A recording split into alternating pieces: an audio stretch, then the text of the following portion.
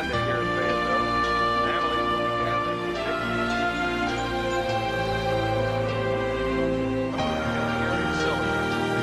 Listen, if you're driving into Fort Bragg, you might avoid the construction. Sunday traffic on Bragg Boulevard is real fine, so you might use Bragg if you're coming into town to check the Dogwood Festival.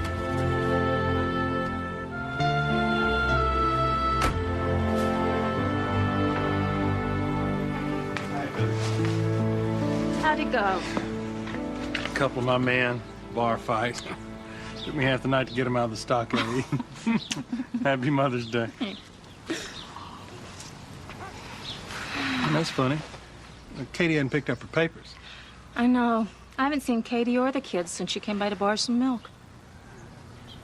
Damn, Cynthia, that was Thursday night. I know. Have you called? Twice. No answer. Maybe Gary came home and they took a Mother's Day trip. Without their car? Why don't you go call that babysitter, that girl? What's her name? Stacy? Yeah, see if she knows anything. I'm gonna go check this out.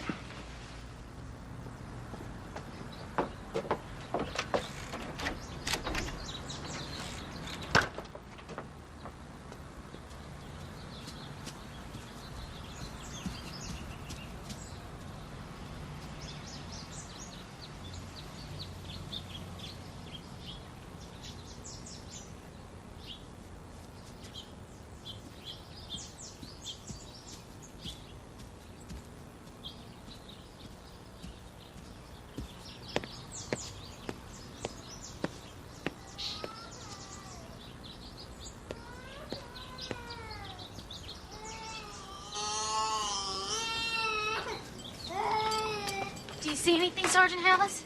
Yeah. Jana's in her crib. She's a mess. I haven't seen anybody since I babysat on Tuesday. I called the sheriff's department. Jana, it's all right, honey. Poor baby.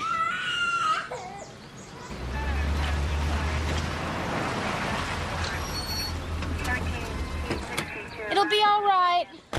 Shh, hi there. Yes, it'll be all right, honey. Hi, folks. I'm Deputy Archer. I'm Hallis. We live next door. Front door's locked. That baby's in there crying. Nobody's seen them for days. That's just not Katie.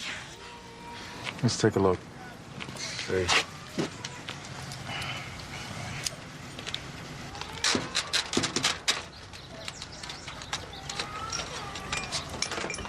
Here you go.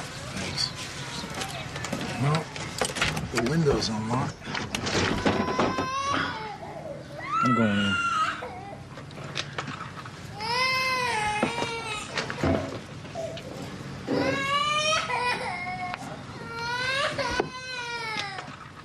Jana. Stacy, you hadn't even talked to Katie by phone? And I drove by yesterday, and the front door was wide open. Hey, it was locked. I just now tried it.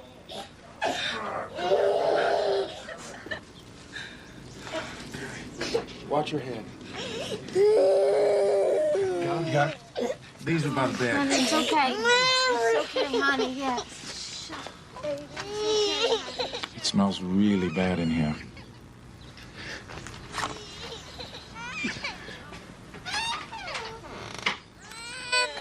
Oh, honey.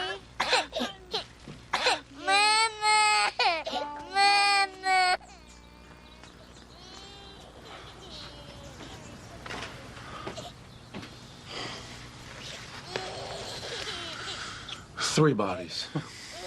A woman and two children.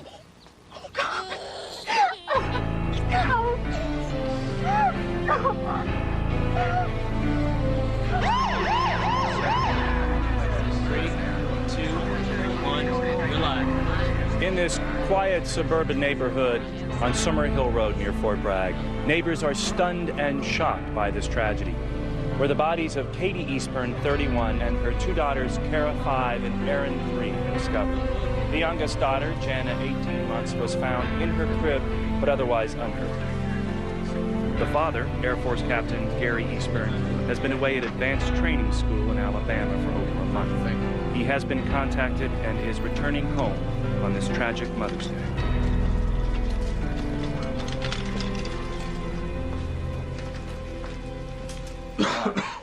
Yeah, Doug, you got anything? Very weird, Sergeant. You got us a slasher killing with 3 bodies and very little blood. Apparently some bedding and towels were missing, maybe for cleanup. Yeah, one hell of a cleanup.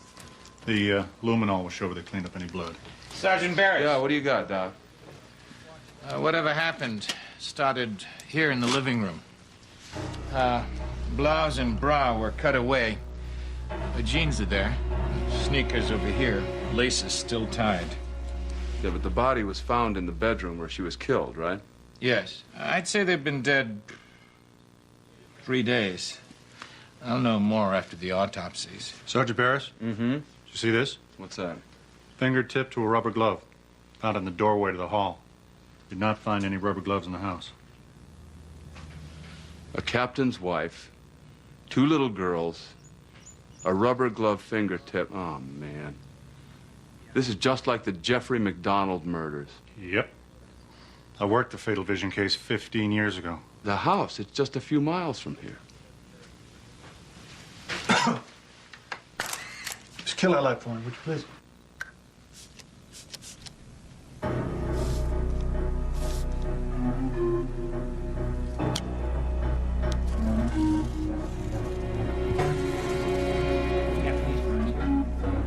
Captain Eastburn, he's been gone away to school for like a month, and that's when the weird phone call started. Phone calls? Yeah. Any of them while you were babysitting? Uh-huh. Yeah. And Katie, Mrs. Eastburn, she got even more, you know. And once I even took a message from him and I wrote it on a board. Oh, and there was a phone call from somebody named Angela about buying Dixie. That's Eastburn's dog.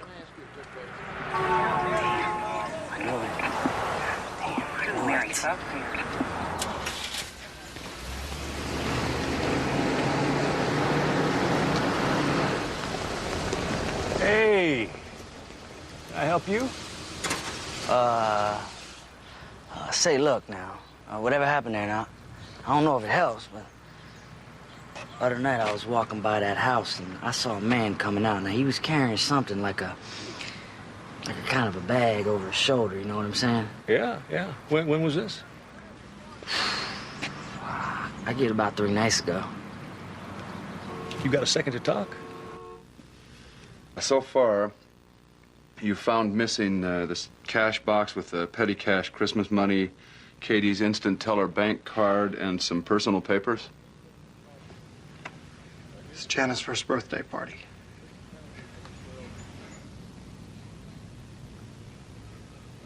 Thursday night, I was studying at school, and I had the strongest desire to call Katie. But I didn't. Good, go ahead. I should never have gone away to school.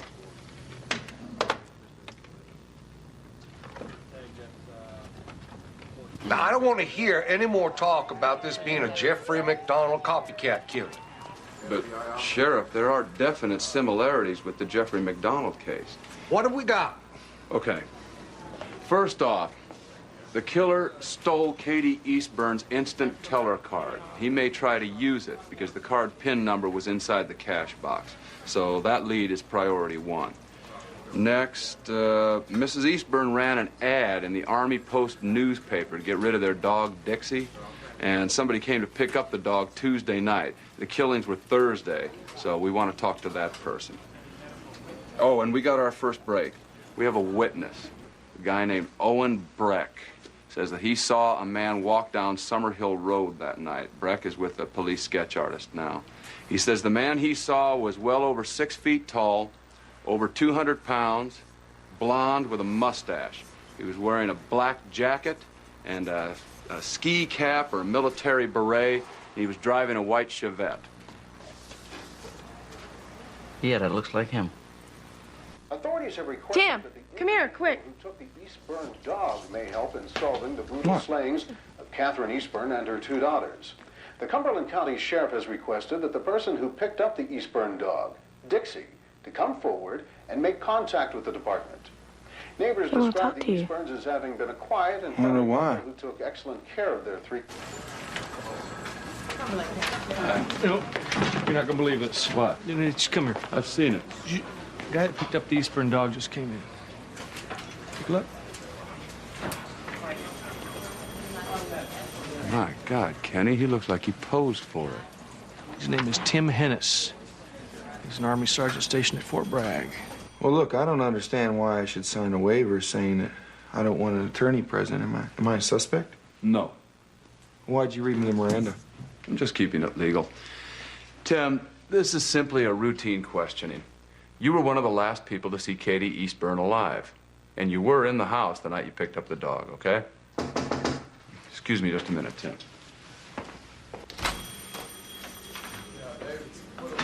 Tim Hennis mugshot.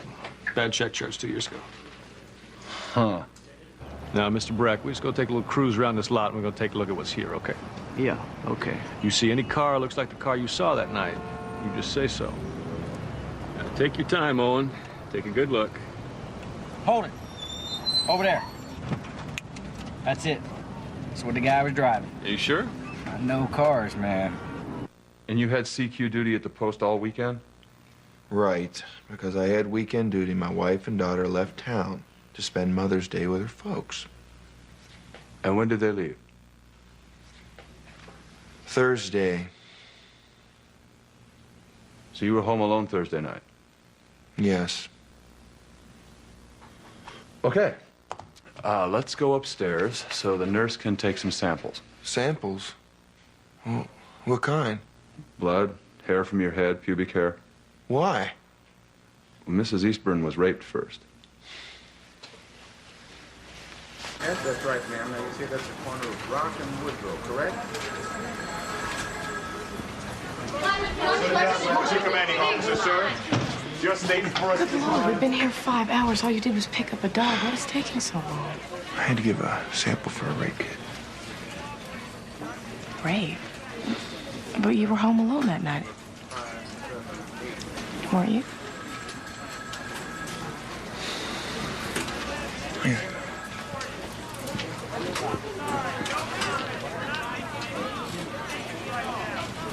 Okay, we got 2 hits. First of all, Breck made a positive ID of Hennis from his photo lineup. And second, Breck picked Hennis' car out of the whole parking lot. Well, this much evidence can't be a coincidence. Hey, look, I came down here because I picked up their dog. Now, you gonna keep us here all night? No, I'm sorry, Tim. These things always take longer than expected. You're free to go.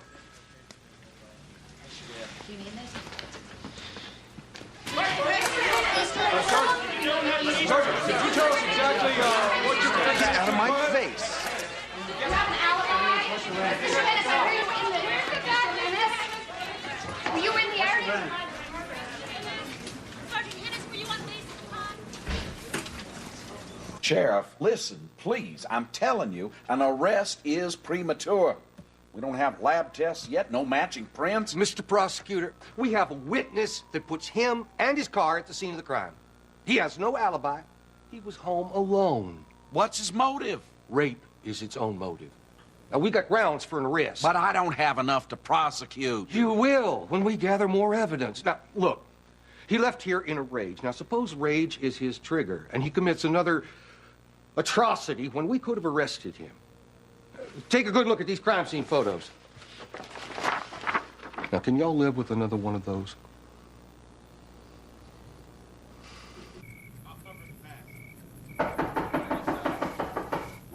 What is that? Who knows? It's after 1:30. They're gonna wake Christina. Open up, Hennis. It's the sheriff. Get Dad on the phone right now. Quick.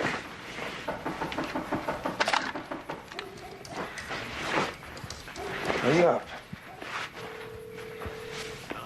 Bob, it's Angela. I know it's late. What is this? They're pounding on the door. I don't know. Something to do with a woman who... Timothy Bailey Hennis. Yeah? I have a warrant for your arrest. I have a search warrant for your home and your car. The charge is rape, 3 counts of homicide.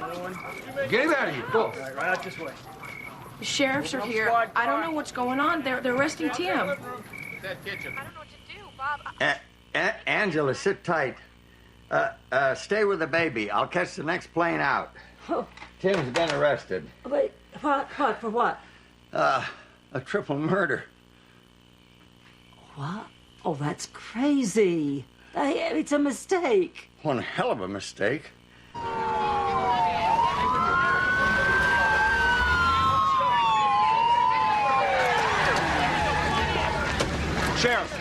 Sheriff, what's the similarity between this and the Jeffrey McDonald killings? No similarity. The military botched that case. The Cumberland County Sheriff's Department has made an arrest in this triple homicide in less than 4 days. Do you have a witness? Yes. What about physical evidence? A ton.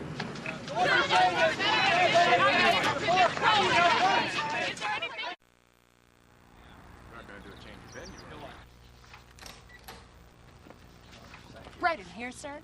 Mr. Hennis, I'm Jerry Beaver. This is my associate, Billy Richardson. Hi, Mr. Richardson. Good to meet you, sir. We've only got a minute. Yeah. Well, thank you for seeing me on such short notice. Well, your office called, and my partners had a chance to talk during lunch. Frankly, they want no part of your case. Why not? Tim Hennis is not going to get bond, not on a rape and triple murder of a woman and her 2 small daughters. Mr. Hennis, the sheriff has a positive ID from a photo lineup, and a witness puts Tim and his car at the crime scene. A witness? Plus, the state's got a whole posse of detectives, prosecutors, crime lab experts, millions of dollars to spend just to kill your son. Nobody wants this case, Mr. Hennis. I'm sorry. We gotta get back to court. Please, listen to me. I know my son. Do you understand? You understand? I know him. His good qualities and the bad. Everything. That boy did not do this crime. I don't care what the witness or the police or the state or the heavenly host says. My son is not guilty. I need help. Yeah, the defense attorney we're trying to get is Tops. I've researched him and I've talked with him. Well, finally something good. How soon can I get out of here, Dad? Tim, you won't be getting bond. The crime is too serious. How can they just choose me because I picked up that lady's dog? Are they crazy? What? Well, they have a witness. He's identified you in your car at the murder scene. Oh, my God. Baby, it's gonna be okay. You didn't do it. They can't prove a lie, right? You bet, you bet. Just hang on, Tim. We're just getting started. I'm up. I love you, Angela. I love you too, Dad. Now I know he's scared. He's never said I love you to me before. Okay. You hate the idea. All right, let's take a poll. Who thinks Tim Hennis is guilty? Here. That's a good thing we're not the jury. All right, state's asking for the death penalty. If we take this case and lose, we gotta watch him die. And it's a no-win case. Bad publicity, bad public opinion, and our peers. That's not the point. Hennis may be guilty as Judas. He still has a right to the best defense. We're not supposed to be concerned with what people think. Tim Hennis has a right to counsel, and he asked for us. Isn't that what's right? Billy, only you could get away with a Boy Scout line like that. No, Billy's right. But if we took this case, it's not just going to be tough on us. It's going to be worse on our families. All right. Take another vote? Hell's bells, Beaver. Why vote? You and Billy are going to do what you think anyway.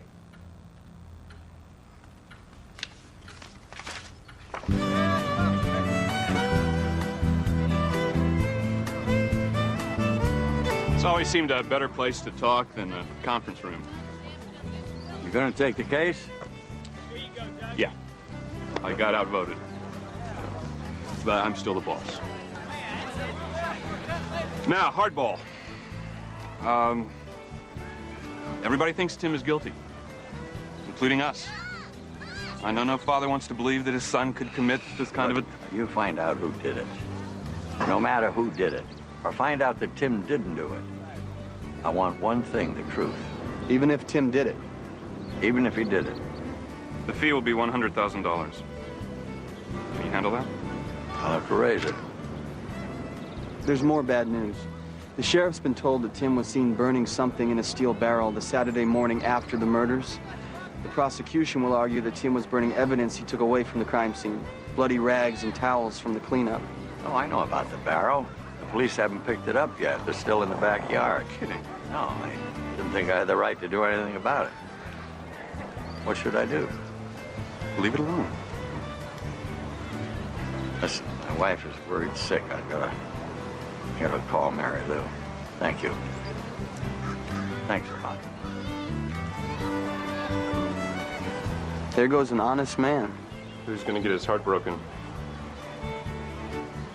Tim's doing okay. He's fine. He's holding up. But frankly, it's bad. There's a witness who says he saw Tim at the murder scene. Oh, my gosh. Bob, don't you think I ought to be there? No, wait, there's more. The defense fee is $100,000. Now we got $20,000 in savings. That's a down payment. Mary Lou, we gotta sell the house. Oh, Bob, but honey, If we don't win this, we could lose Tim. Look, a lot can happen in a short while. Or one night, my gosh. Feels like I've been here a month. Sorry, Mary Lou. It's the only way to raise the money. We need the best defense we can. okay, sure. I hate for you to get stuck with the sale, but I can't get back to do it. I'm calling the office tomorrow for a leave of absence, and... Oh, I'm sorry. Gosh, what else can go wrong? Well, I'm not pregnant. I love you so very much. Good night, dear. Good night. I love you.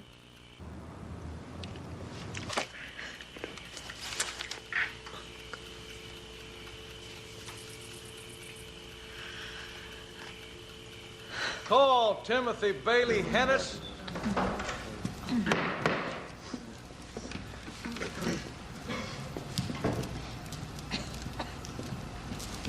Mr. Hennis, you were charged with 1 count of rape and 3 counts of homicide. Do you understand the charges against you? Yes, sir. The court will provide you with a qualified legal counsel. If you... Excuse me, Your Honor. Good morning. I'm Billy Richardson. Mr. Hennis's father has retained Gerald Beaver and me as counsel for the defense. You are not getting an open file. Not one thing more than the law requires. Exactly what does that mean? Exactly what I said. No favors, no special cooperation. Suppose you need a favor from us. I won't ask for it. We're not taking any chances of Hennis getting off because of some of your Butch and Sundance trickery. Either you get specific or you get nothing. Okay, specifically, we want into the Eastburn house and view the crime scene. No, not till we're through with it. Do you have prints? Yes. Blood? Yes. Sperm? With their tails intact. I'm just curious. How'd you happen to get assigned to this case? I asked for it. Why? Because, in all modesty, I am probably the best man in the department for this case. Does that answer it?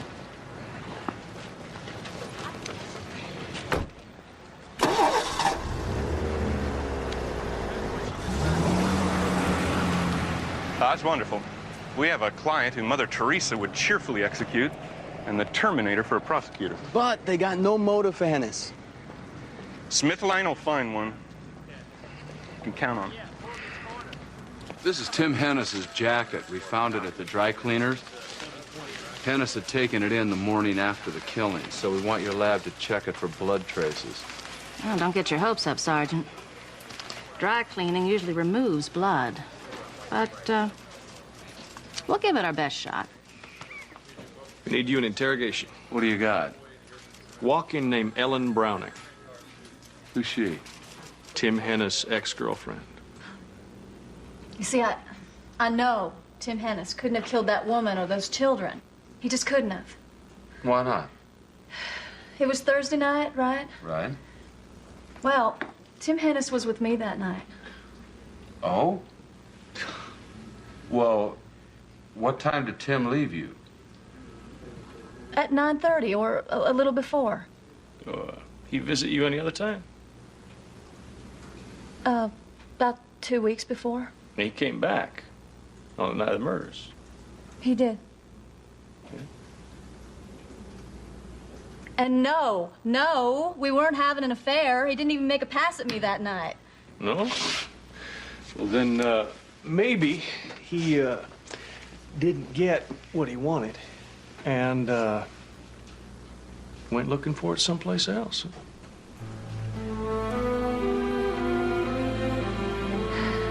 And Hennis did not leave you until 9:30 that night.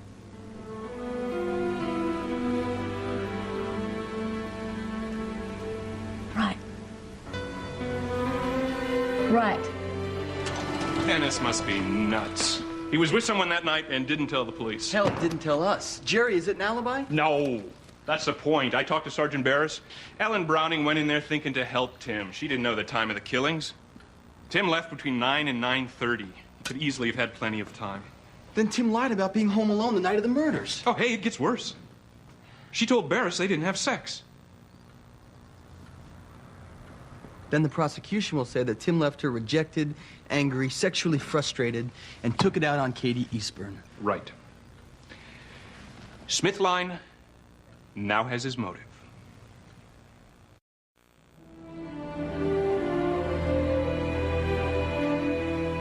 Tim, the simple fact is the state is building one powerful case. And they haven't even begun to link the physical evidence. I mean, when they do... Suppose the prosecutor offers a deal. You plead guilty in exchange for no death penalty. No deals, okay? I am not pleading guilty to something I didn't do. Jerry, Billy, you got that? All right? All right. Got it? All right. Finally? Good. Let's get to work then. Tim, first, we don't want any more surprises. Now, straight talk. Don't worry about protecting yourself, your ex-girlfriend. Beginning on Thursday, where were you? Okay, Thursday. I drove Angela and the kid to Selma for Mother's Day to see her folks because I had CQ duty at the post all weekend. I came back that night. What time? Around dinner. I got a cheeseburger at the drive-in. I was in a neighborhood, so I stopped by Ellen Browning's. Is that a crime? Is there some reason why you didn't tell that to us or to the police? Yeah, it's nobody's business. Oh, it's everybody's business now, Tim. Okay. What happened? Nothing. Nothing. Nothing.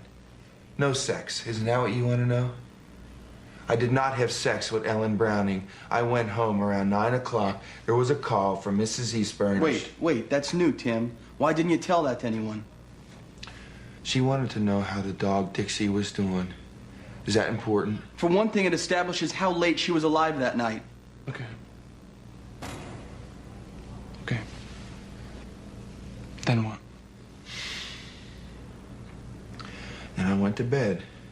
At 5:30, I was on the post on the morning Friday battalion run. There's about 800 witnesses to that. As far as Ellen Browning, nothing happened. You don't believe me? You ask her. Tim and I went together for several months before he married Angela.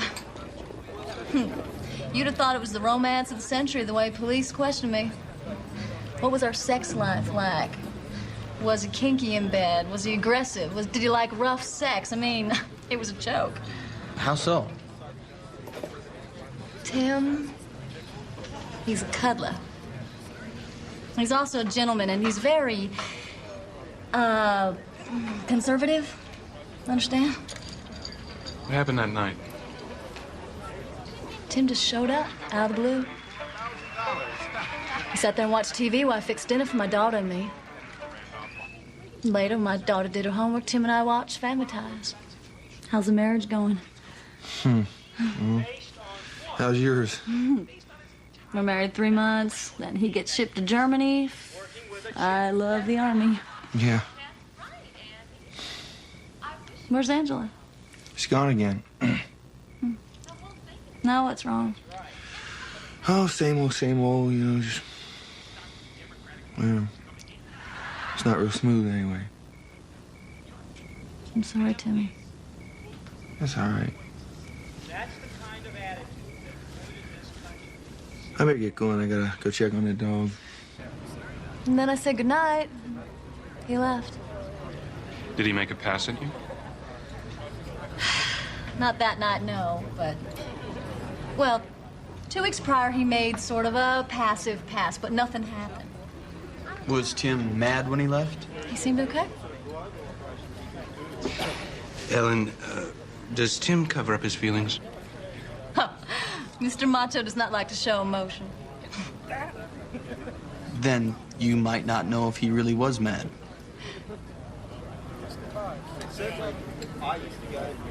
I never thought of that. And they will be getting back to you, yes. Can you hold, please? Bob and Mrs. Hennis are here. They're waiting in your office. Thank you. Sure. Hello, what can I do for you this afternoon? Around 80. Mary Lou. This is Tim's attorney, Jerry Beaver. Nice to meet you. And Yes, Billy Richardson. My pleasure, ma'am. Mary Lou just flew in. Great. Please sit down. Oh, a little bumpy, thanks. Okay, here's a certified check for $20,000. That get you started? That'll do nicely. And hire an investigator? We'll put one on today. We got a good man, a real pro. Good. We'll get another payment to you as soon as the house is sold. Real estate's a little slow right now, but we priced it to sell quick. We trust you, Mr. Hennis. Selling your home like that, you must believe in Tim very much. Yes, we do. We're a very close family. I guess most people say that, but we really are. How many kids are there? Just 2 now. Tim's brother Andrew was killed 4 years ago in a motorcycle accident. I'm very sorry. So now there's just Tim and his sister Beth. She's living in Colorado. So I guess they're especially precious to us now. You see, all our kids are adopted.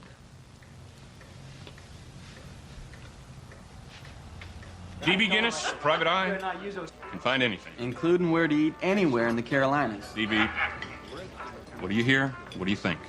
Well, Mr. Hennis, given the scuttlebutt around the courthouse, sheriff's office, and what's in the media, your son is guilty. Or the unluckiest man alive. But, I don't much trust luck. Good or bad. We're going to divide the work, a 2-prong attack. I'll prepare the legal strategy, and D.B. and Billy will run their own investigation. Because of the McDonald copycat angle, Jerry's contacted the forensic expert who broke the fatal vision case, Richard Tasman. He's going to fly in and examine the crime scene. If we could ever get in the house, they haven't released it yet. I may have to get a court order. Man, gotta get in there somehow. You will. So, what's DB's first assignment? Stacy Carrollwood, the babysitter. She's got a fixation on the McDonald case. So, how'd you get into the Jeffrey McDonald thing? I did a report on fatal vision and just got hooked. Hooked?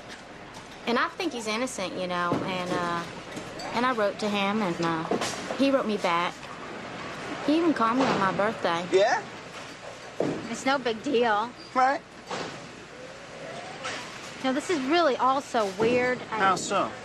Well, like, on the Monday after the murders, I was at the hospital, you know, visiting little Jana, and my friend Dennis picked me up, and no, I think it was Brandon that picked me up. Anyhow, we were riding home, and this blue van followed me. You know, and we circled around the block, and it just kept following, and it was real spooky, you know, and then once at a stoplight, this guy he glared at me, you know. I mean, I don't know, maybe he recognized me or something because my picture was in the paper that day. And, Did you get a good look at this guy? yeah, I did. He was real freaky, you know, like hippie-like. I mean, I didn't recognize him or anything, but... Okay. Can you tell me about the strange phone calls at the Eastburns? Yeah, there were a lot of those phone calls. I mean, sometimes when I babysat, there'd be like 2 or 3, you know, in a night. Mom.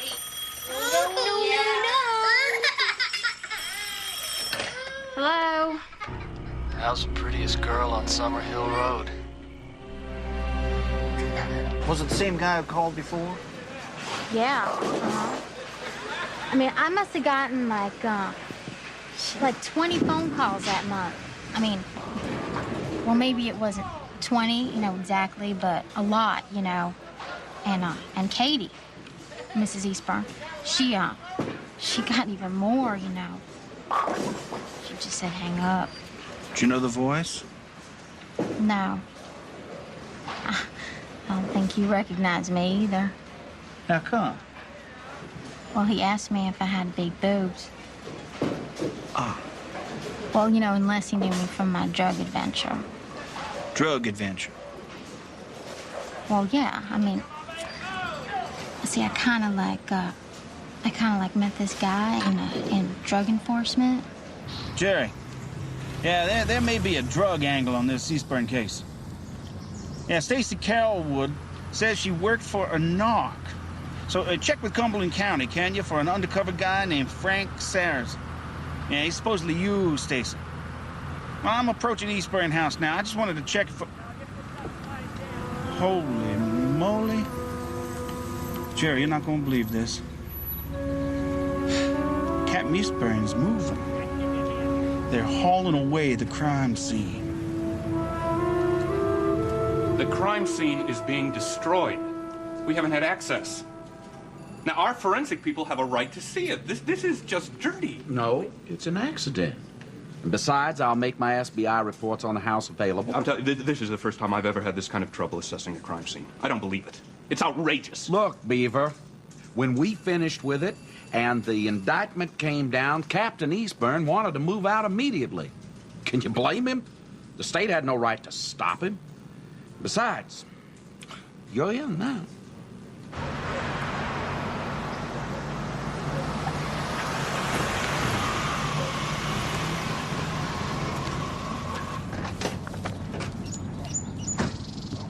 Richard Tasman, this is my partner, Billy Richardson. Hello, Billy. I followed your work in the McDonald case. I'm glad to finally meet you. Good luck. Thank you.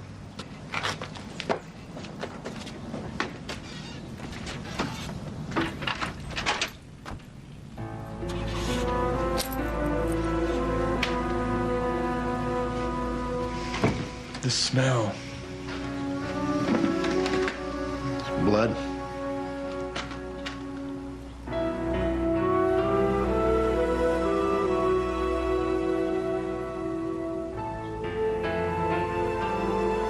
Billy Richardson and Richard Tasman are poking around the crime scene.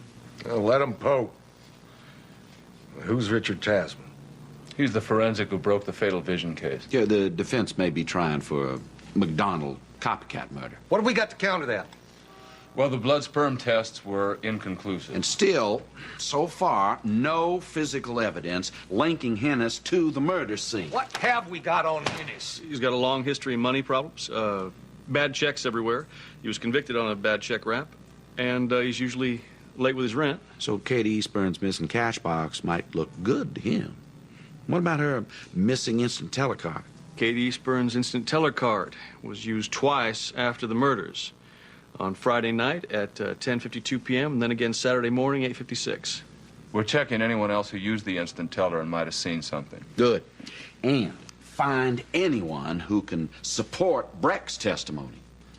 So far, Owen Breck is our case. Either Breck sells a jury or the baby killer walks. Mrs. Taylor, you used your instant teller card late that Saturday morning? Around then. Did you see anyone? Big blonde guy, GI type. Not that I recall, no. But I'm not sure. No. All right, thanks.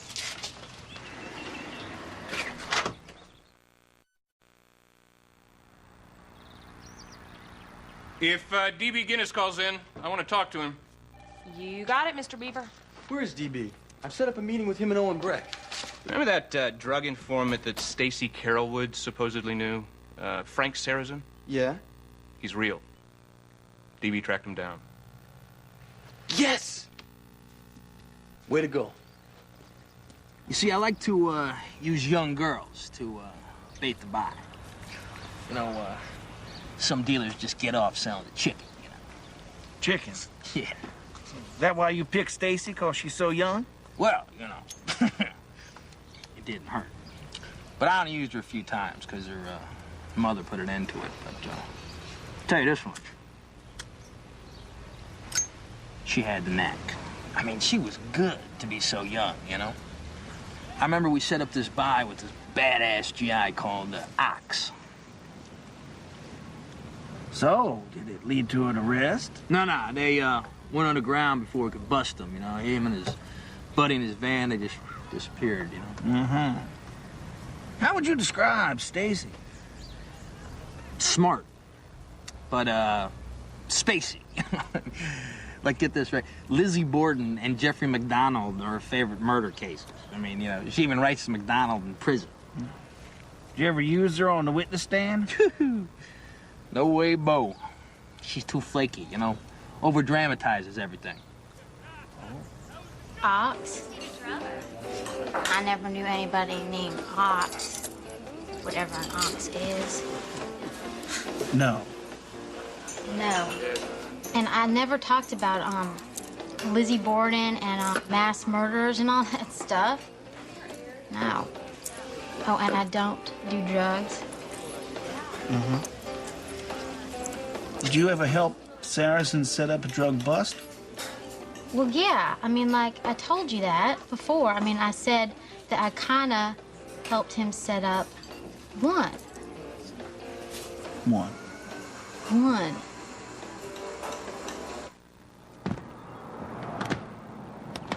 Wish you weren't going. Oh, you wish, honey. But the offer on the house seems genuine enough. They want to open escrow. I'm just sorry you have to handle this alone. Bob, when I was talking to the broker,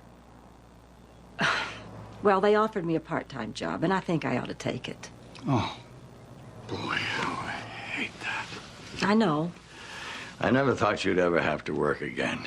Gee, this is all unbelievable. Just don't keep me in the dark. It's going to be tough enough being in Florida with you and everything. I already miss you. Now, you promise me that you will tell me everything that's happening. Don't you sugarcoat a thing. I'm a big girl. Big. Honey, you're a giant.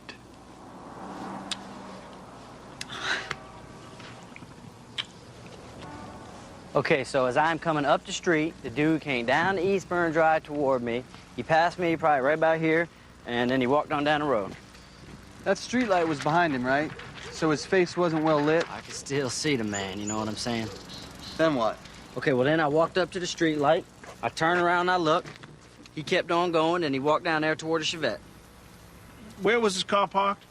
Down there, near the corner. At the end of the street. That's over 75 yards away. You waited that long to watch him walk to his car? That's what happened, man. Hey, what are you guys doing? We're investigating the Eastburn case. Did you happen to see something? Well, yeah, you know how everybody keeps talking about the white car? I never saw a white car, but there was a van parked near the Eastburns that night. Did you tell that to the police? Sure did. Last thing I want to do is get anybody in trouble, you know what I'm saying? I mean, like when they did the photo lineup thing, man, I prayed to God, God Almighty, I was making the right choice. Did you take long to decide? Yeah, 30 minutes, maybe more. My mom and daddy hammered at me to tell the truth. Tell the truth. Then my friends, they've been all over me like white on rice since coming forward. I mean, like, sometimes I'm not really certain it's the right guy. Jerry, you're not gonna believe this. I witnessed it, and I don't believe it. What's that? This is a tape of Owen Breck. So? Owen Breck told us on tape he is uncertain about his identification of Tim Hennis. He said that? On tape? Well, first he told us, then we recorded it. But is a tape recording admissible? This is. We had the tape transcribed and Owen Breck signed it. It was witnessed and notarized. Breck has retracted his statement. They've got no physical evidence. Their key witness retracted? Yes! That's great. Hey, how did you do it? Breck just talked. The state will claim he was pressured. Well, he wasn't. He said it, period. Okay. Let's keep Breck's retraction to ourselves. I agree. Jerry, there's more. While we're at the crime scene, a neighbor named Doug Palmer says he didn't see a white Chevette. He did see a van that night. A van? What does that mean? Well, it's the second time it came up. When I talked to Stacy, she said that a blue van followed her home Monday night after the murders. Did she see who was driving? She said the guy looked kind of freaky. It was not Tim Hennis. Sure. Tim has no connection with a van. Looks like there was someone else there that night. And there's a van moving around? Gentlemen, the state's case is falling apart.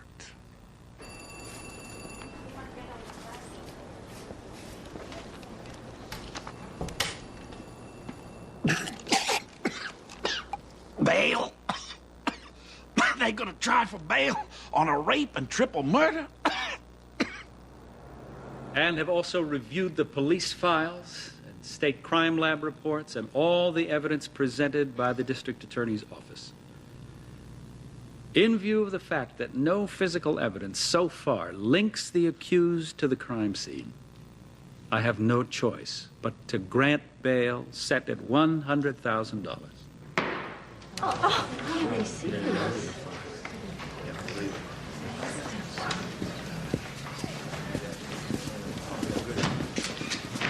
Gary. They're letting him out. My God, what kind of system is this? Can't you do something? Gary, I presented every argument in the book. Gentlemen, if you please. It's the judge's call. He can allow the... What are you going to do now? Get the toughest investigator in the business to tear their case apart.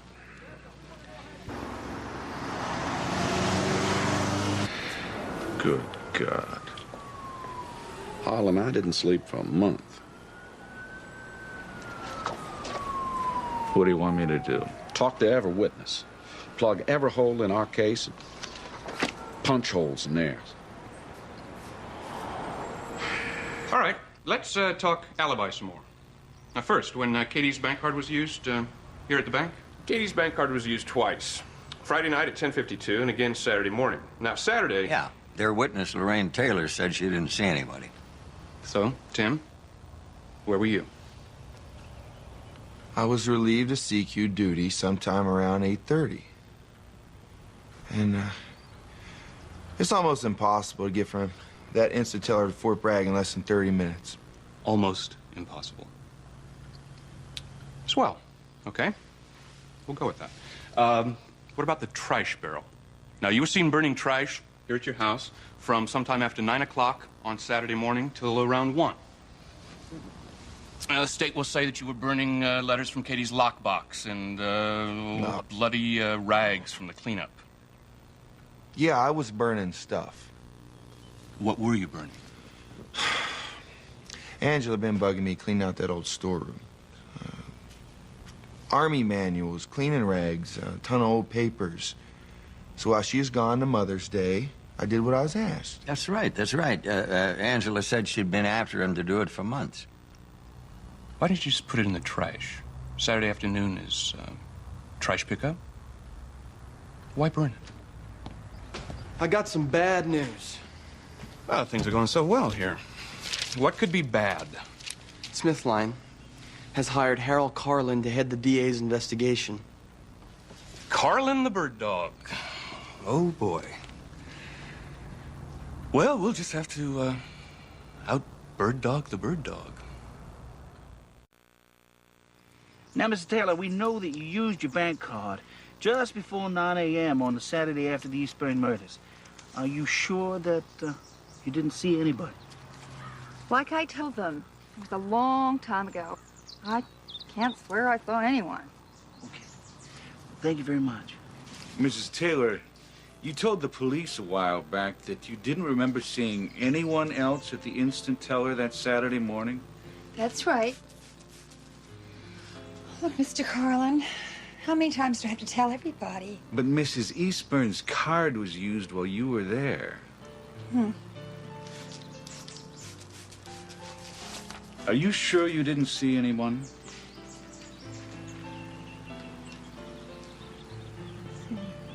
Right. A van. I think it was blue. Parked there that Friday night. Are you sure? You said you saw it the night of the murder. Now, that was Thursday, not Friday. Well, I think it was the night of the murder. Mr. Palmer, isn't it possible that you were right just now? And that it was later on Friday when you saw the van? Well, yeah, it might have been. I mean, it's been so long. Thanks.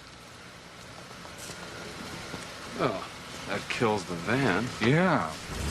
The refocuses on Hennis's white Chevette. So, Mrs. Gillis, you were driving your husband back to his post at 3 a.m. the night of the murders. That's right. You see, we have to drive right down Summer Hill Road, and I clearly remember not seeing a white car parked where they said it was. And you told the police you saw a man walking at night near the Eastburn house? Yes, sir. A week or two before the murders. It was before 4 in the morning. How'd you happen to see this man?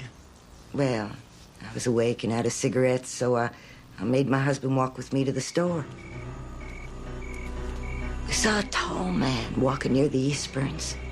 Couldn't see his face, but he stood about 6 feet. Wore a black jacket and a black hat, and had bags slung over his shoulder. And I saw this man again in the middle of the night, dressed the same way. When was that? Several months after they arrested Sergeant Hannis. DB, somebody else was walking that neighborhood at night, and we've got to find them. Yeah, but with everybody we got to talk to, when are we going to find the time? 2:45. I am not believing this. Jenny Gillis said she saw the walker between 3 and 4 a.m. How many nights do you think we can do this and still work all day? Till we find him. We're gonna cruise all along his possible routes, find the walker, and win the case. Right. We're talking about exactly 10:52 that Friday, the night you were with Sergeant Hennis on CQ duty. That's the first time Katie Eastburn's instant teller card was used. I called Sergeant Hennis at the CQ after 10:30. Checked me out of the day room. Yeah, but precisely what time? Well, at least 10:45. Thank you. Welcome, sir. All right, guys, back in. Give me the ball. Woo!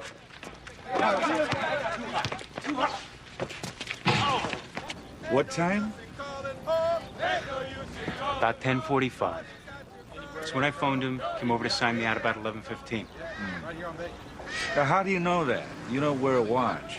No, but you see, I left Sergeant Hennis in the day room, then went to the barracks. I went to bed at 12:05. That's what time the clock radio said. So I back-timed from then. Back-time? From midnight? Mm-hmm. Thank you. So I finally get this gorgeous woman to talk right into the wire I'm wearing. Cops don't show up to make the bust. Didn't we cover this street last night? No, I don't think so. I think it was the night before. Anyway, the cops don't show up, right?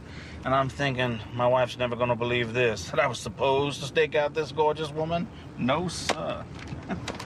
DB, Aren't the newspapers delivered about this time?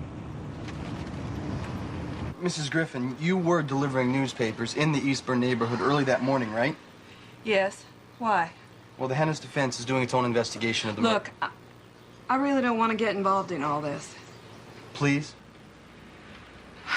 I saw a van parked near the house about 1:45 in the morning. It's kind of dark on that part of the street. I almost ran into the van. That's it. Did you see anyone? Anything? I've told you. Would you be willing to testify in No court? way. I told them. I'm telling you. I won't testify in open court. Goodbye. But why not?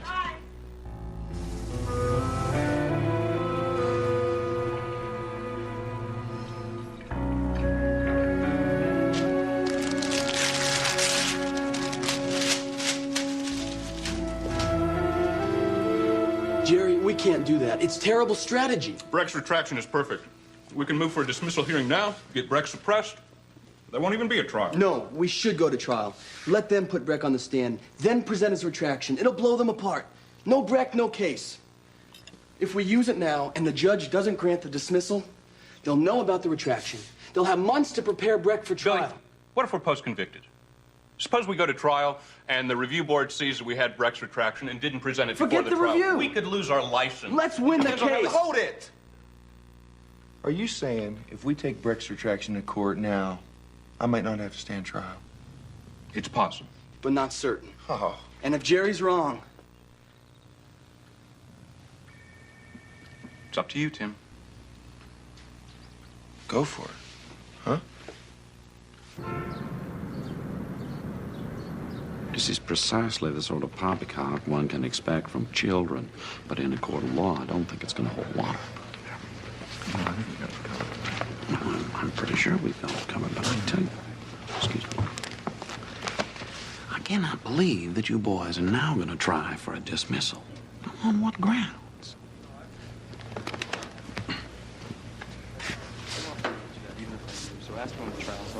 Hey, hold on. Hey. You're still with us, right? Yeah.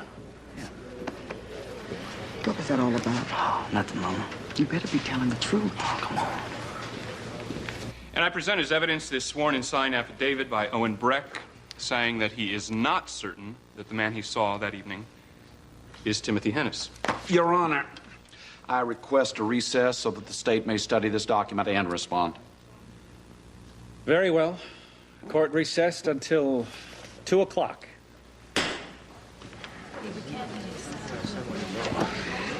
Talk to Breck. Get him some lunch. Hey, Owen. How about some lunch? Oh, okay. Yeah.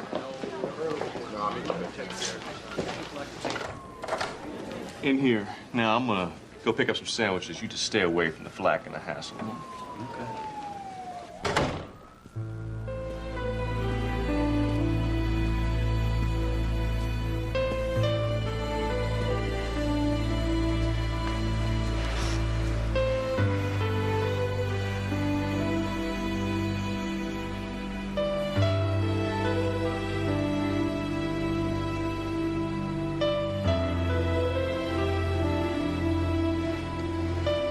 Mama, seems like everything I say turns out backwards. If I did sign that paper, it's because I thought it was a subpoena. I'm telling you the honest truth, Mama. I didn't mean to confuse nobody. Everybody was talking all the time, but I know what I saw that night. The man I saw was the man I identified, Tim Hennis. And that is the truth. Your loving son, Owen. Do you see that man in this court? Tim Hennis. And therefore, the trial will proceed as scheduled in 3 months.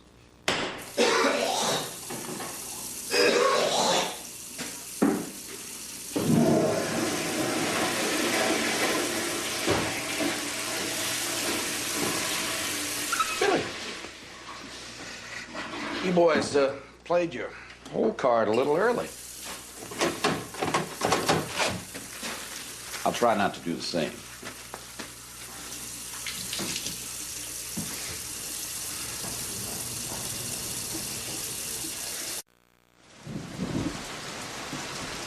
sex or rape is no motive for wiping out a family. It has to be another motive.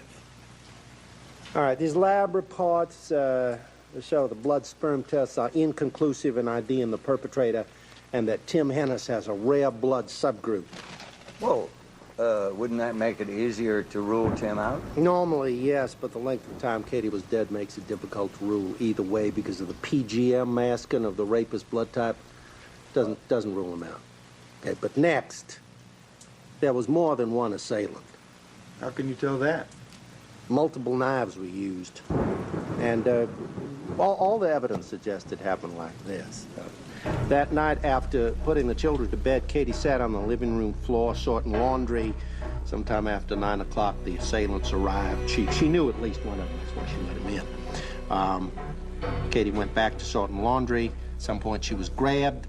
There was a struggle. The laundry basket was knocked over. Her hands were tied behind her back. The rape began. The assailant controlled her by a knife against the side of her throat. Her panties and bra were neatly cut away from her. While this is happening, the other assailant went down the hall to deal with the children. Kara died in her bed. Eventually, Katie broke loose and ran down the hall to her children. She was stabbed during the pursuit. Katie ran across the bed, leaving a bloody footprint from her sock. She's now trapped against the wall. She was killed. 3-year-old Erin was sleeping on her mother's bed. She was pulled to the floor. She was killed.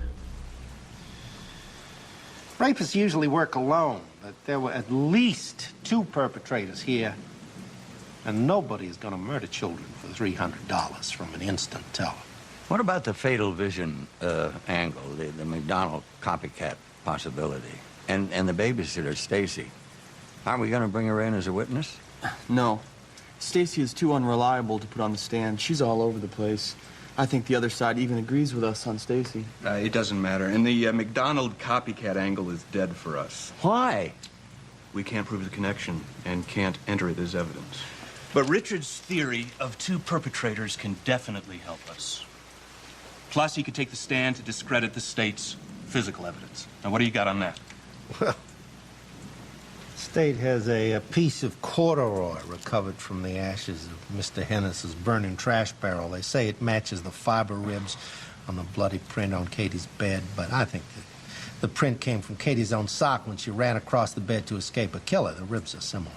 That's about all they got. And if we could just find the walker, that would discredit Breck, their key witness. Give up on the walker. Why? We're out of time. Tim, Katie's bank card was first used at 10:52 on Friday night. Right, at the branch bank clear over by the Methodist College. Now, how long does it take to drive there from Fort Bragg? Not positive. Roads are complicated there. I made it in 25 minutes. Round trip, about 45, 50 minutes. Tim, your witness, Specialist Reno, he alibis you when the car was used, but he's too vague on the time. Isn't there any way to prove you were on duty between 10:30 and 11:30 that night? Not really. It's pretty busy over there that time of night. Crime prevention checklist. I had to sign it when I closed the orderly room. It's got the exact time. Now you're remembering it? It doesn't matter. DB, get over to Fort Bragg. Find that document. Yes, sir. Listen, the Army's put me back to work, and I'm stuck at a desk. Anything I can do till the trial? Anything help? Yeah. Stay out of trouble. Both the prosecution and the defense are in their final hours of preparation for the Hennis trial. The Eastburn murders were discovered on Mother's Day just over 1 year ago. I'll check on her. Army Sergeant Tim Hennis, who picked up the Eastburn dog just days before the murders occurred, was arrested and charged with the crimes. Hennis has pled not guilty to charges of rape and 3 counts of homicide in the murders of Catherine Eastburn and 2 of her 3 Boy, children. she's a good baby. The trial, scheduled to start next week, could result. Mom always said it took me hours to go to sleep. Nothing on the box? Just stuff about the trial date. Is she gonna be at the trial? Who? Ellen Browning. I guess so. She's a witness for the state. Uh-huh. And what's she gonna say? That nothing happened. Nothing did happen, Angie.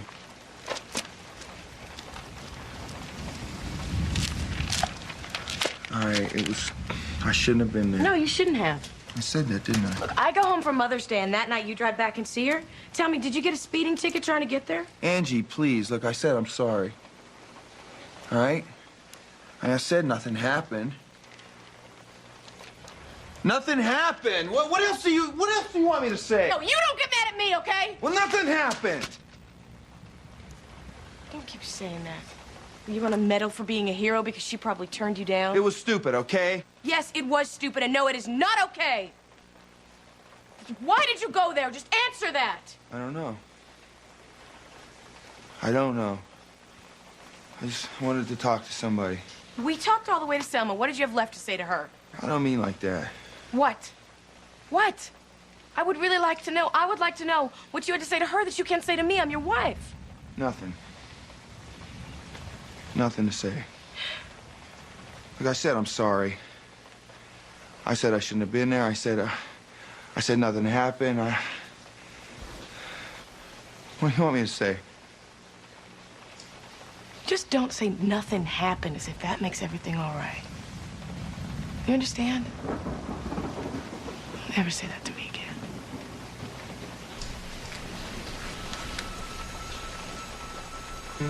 Can I say I'm sorry?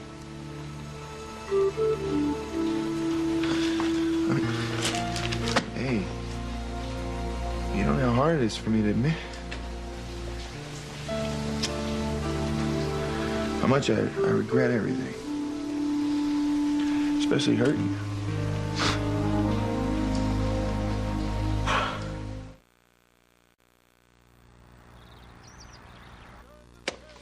It is not here.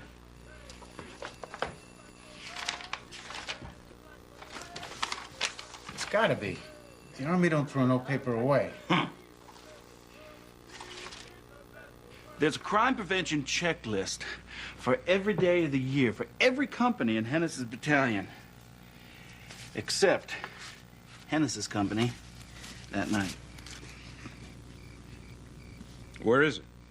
Oh. You know, it's just a thought. But what if the checklist doesn't support Tim's alibi? He might have destroyed it. Well, then why'd he tell us about it? Because he's afraid somebody else might. This way, at least it looks like he's trying to help. But the checklist can't hide him because it can't be found. Sleep well.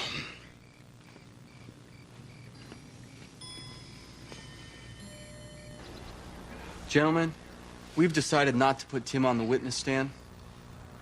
What? What? What? Tim's got to testify. Why?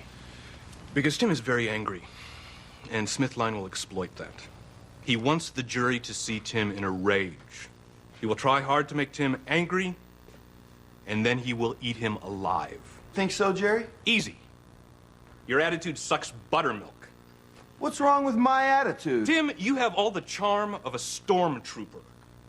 You stink with rage. Hey, I'm accused of a rape and a triple murder, Jerry. Why don't you try living with that, huh? What's wrong with it? Good healthy amount of rage!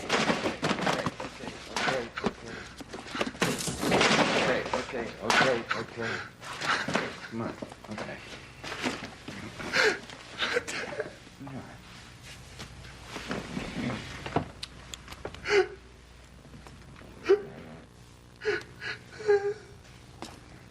Because rage is what drives this atrocity.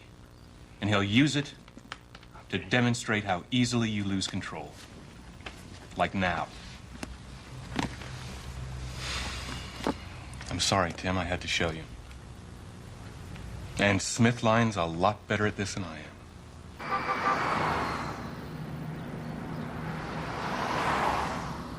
And when you entered the Eastburn house, Deputy Archer, what did you find? 3 dead bodies. They'd obviously been slashed.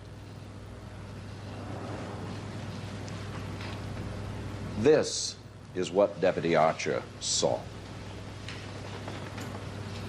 First of all, I direct your attention to the diagram there depicted on the screen. You're which in the will light. mark Just states look down at the exhibit table. number 82. This is a diagram depicting some of the wounds of Aaron Eastburn. Now, I mentioned a cut wound or incised wound of the neck. This is a diagram of that part of that wound. It starts a little bit to the left side of the neck and goes around, actually all the way around, but you can see it goes around to the right side of the, going around the bend of the neck here.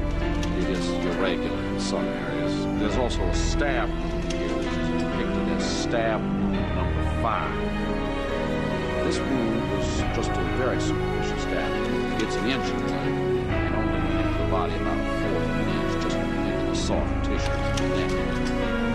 I'll show you what's been marked for identification, or will be marked for identification, State's Exhibit number 83.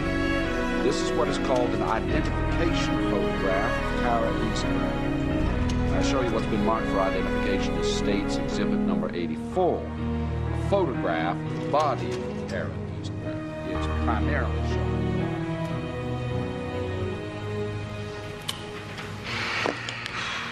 How long did that horror show last?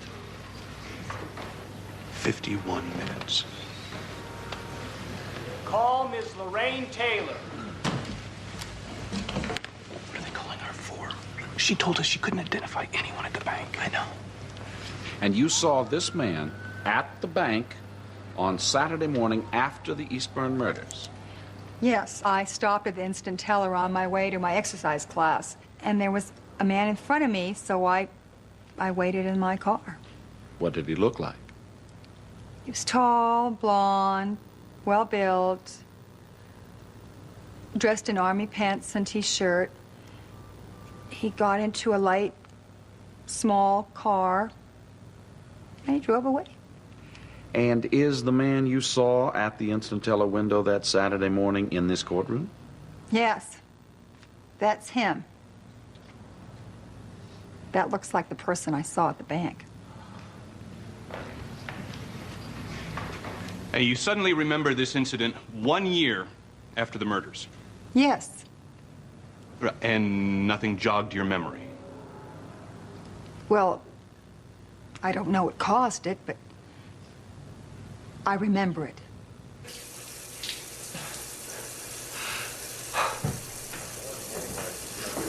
Billy? Listen, I'm sorry about Lorraine Taylor, but now you boys understand how I felt when you all sandbagged me with Owen Breck. Except I was smart enough to play my card at the right time. Don't you agree?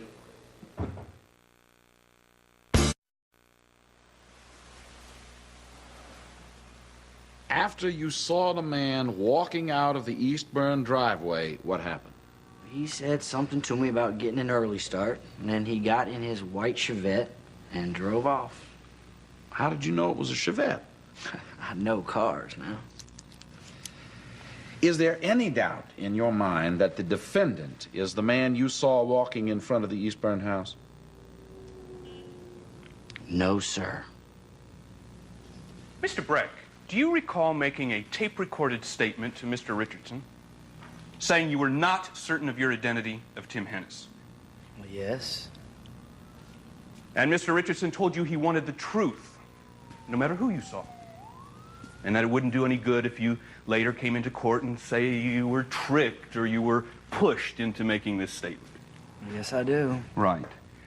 And then you told him you were not certain it was Tim Hennis you saw. Yes, but, well, you know, with the confusion and all, and then Mr. Richardson and his friend questioned me, I mean, what am I supposed to do? You know? I mean, look, now I know what I saw. Okay, I was the only one there at 3:30 that morning. And I saw the car. And I saw Mr. Hennis.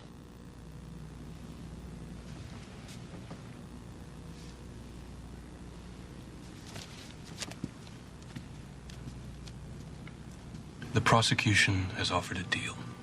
You plead guilty to 2 counts of second-degree murder, and you serve 2 consecutive life sentences. You probably live long enough to get out of prison. Whose murder are they dropping? You just sweeping a body under the carpet and forgetting it? No.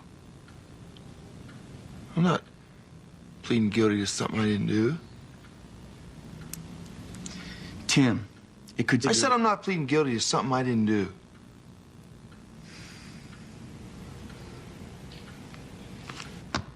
Okay.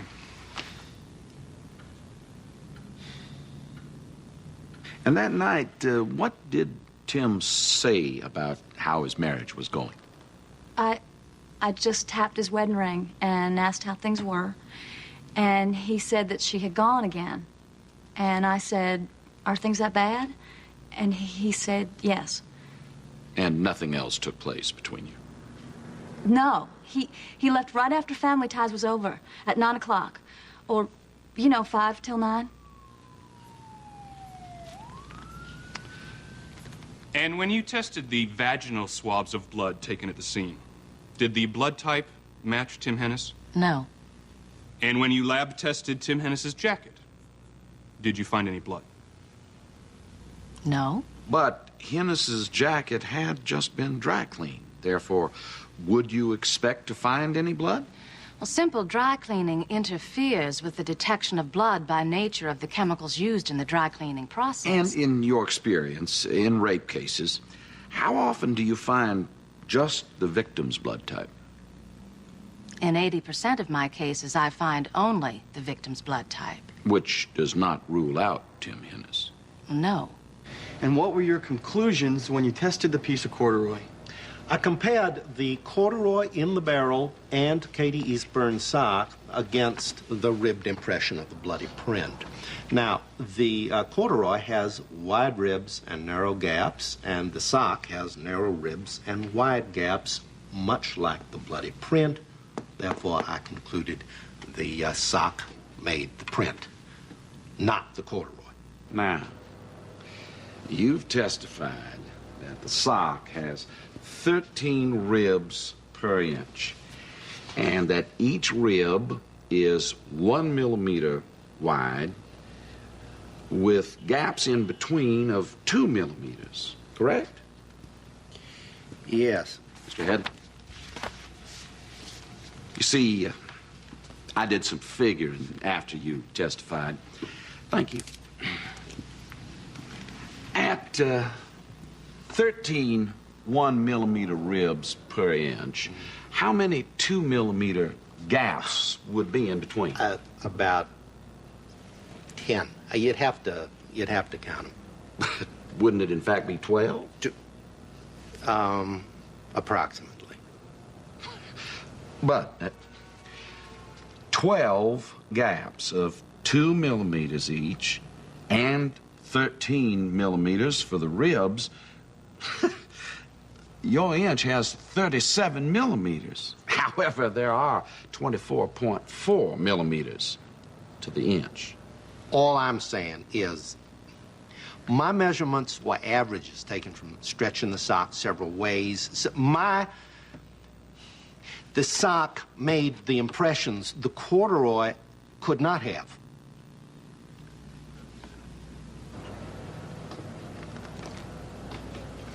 What time did Sergeant Hennis relieve you of day room duty that night? I called him at the CQ at 10:45, and he came over to sign me out about 11:15. And that's when you say you last saw him that night, 11:15. Yes, sir. Specialist Reno, you don't wear a watch. No, sir, I don't. So you're not sure about any of the times you're testifying to, are you? Well,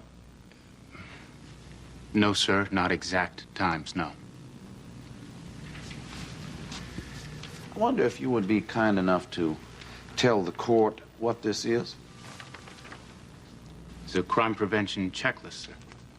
Signed at what time by Sergeant Hennis? 11:30. May we have a conference, Your Honor?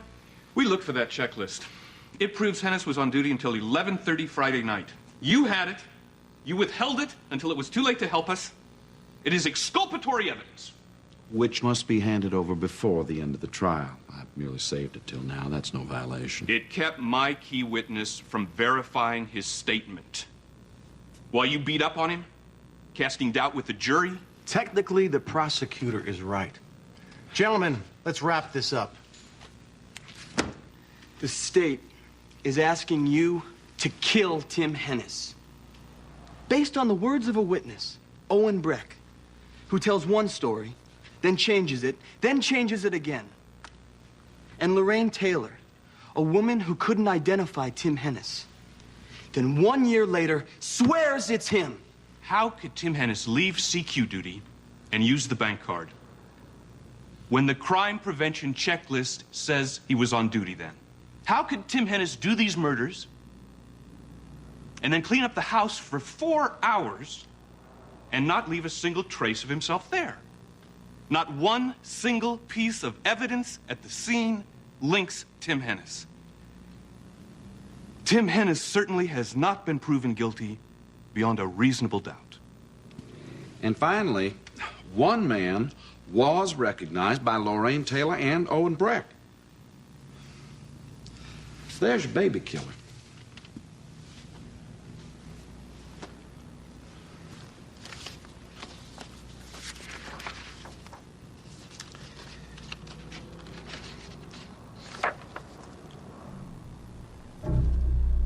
Katie, Karen, and Aaron, and afterwards, there is Karen. Afterwards. And Katie. Afterwards. And little Aaron, the child.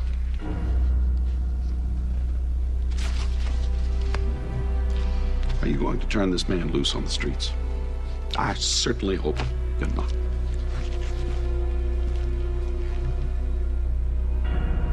The jury will retire to reach a verdict.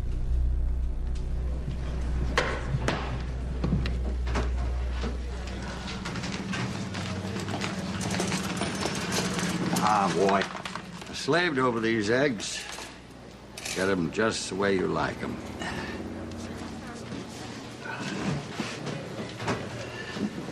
We've lost, haven't we? In the words of that wise philosopher, Yogi Berra, it ain't over till it's over. The jury's back. Oh.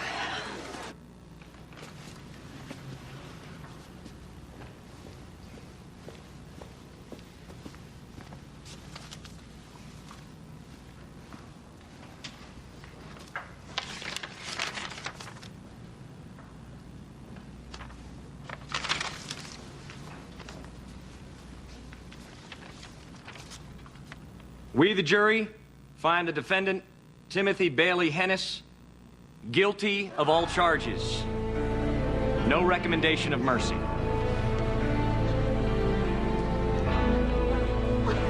This court is adjourned. Hey, Billy! Billy! Give this to Angela. Tell her I love her.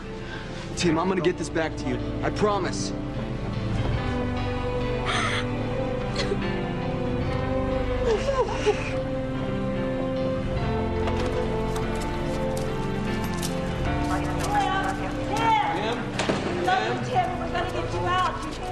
Jim, listen, son, we're gonna get you out. Don't worry. We will get you out.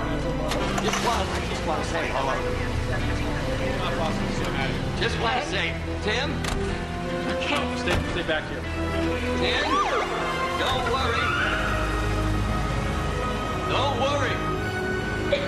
And it is therefore ordered and adjudged that Timothy Bailey Hennis is hereby sentenced to death. And the warden of the state penitentiary shall cause said prisoner to be put to death as by law provided. May God have mercy on your soul.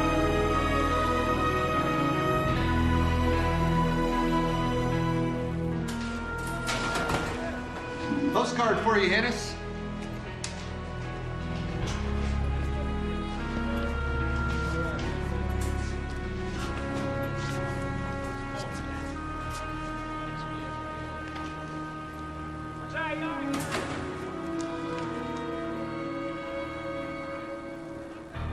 Dear Mr. Hennis, I did the crime. I murdered the Eastburns. Sorry you're doing the time. Thanks, Mr. Hennis.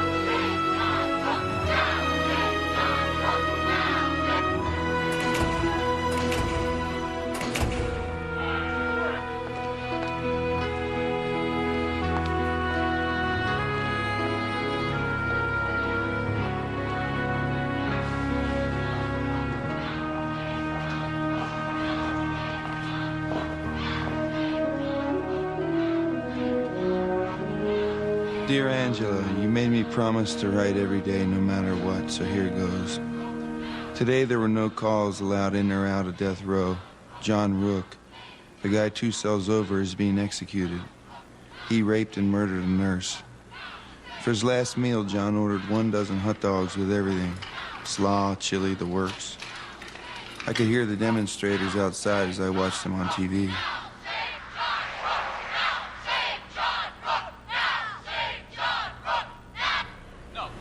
After the execution, I watched John Rook's prosecutor being interviewed. He said the whole lethal injection process was too easy, like putting a dog to sleep. Anyhow, tomorrow Billy's coming up, and I've got something very interesting to show him. I am living in hell, and this psycho writes me to brag about killing them. Do you know what it's like having this psycho grind me? Confession freaks, they do this all the time, Tim.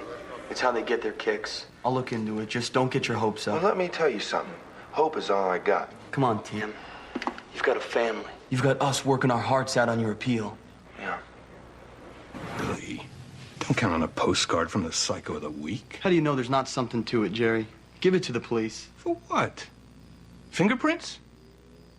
Let's see. There's the prints of the store clerk who sold it. Maybe the nut who wrote it. Maybe not. The folks at the prison. Some more people at the post office. Tim Hennis. Okay, you, Jerry. me. Billy. Do you know how many homicides the cops have on their desk since they think they solved this one? You want to hand them a postcard from this Mr. X? Okay, Jerry, okay.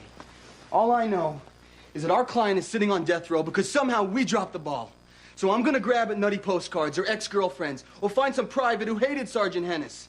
Anything to get Tim a new trial. Well, that sounds good. That's great. That's great. Here's the bad news. Never in the history of this state has anyone come off death row and won the second trial. And you know that. So what are you saying? How much false hope can we give Tim Hennis? How many more times can Bob and Mary Lou mortgage their home? How much more can we ask of them?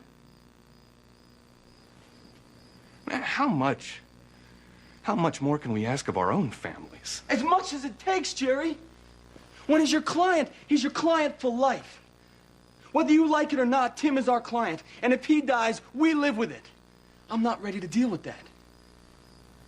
He didn't do it, Jerry. The guy who did is still out there, free to do it again. We've got to get Tim a new trial. We've got to set him free.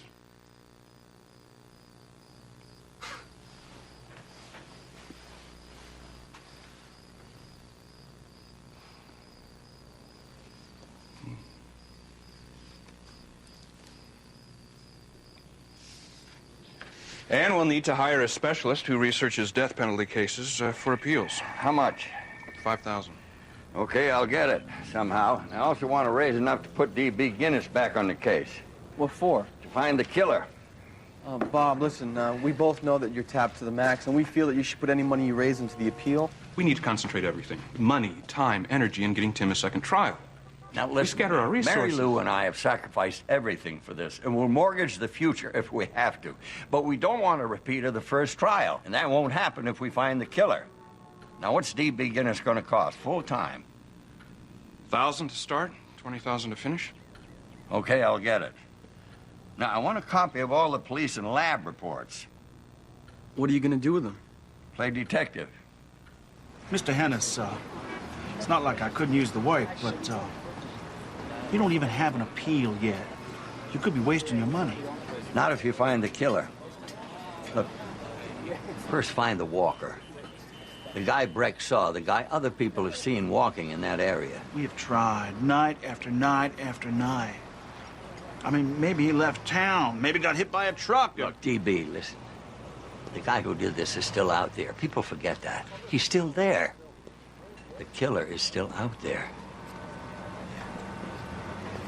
Hey, they put that man on death row where he belongs. Now you guys are trying to get him off, right?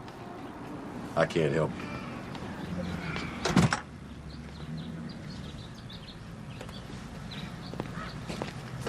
you. Any luck? No. You? Zip. Everybody's convinced Hennis did it. Yeah, or nobody cares. It's a warm Carolina night. The family was together to celebrate.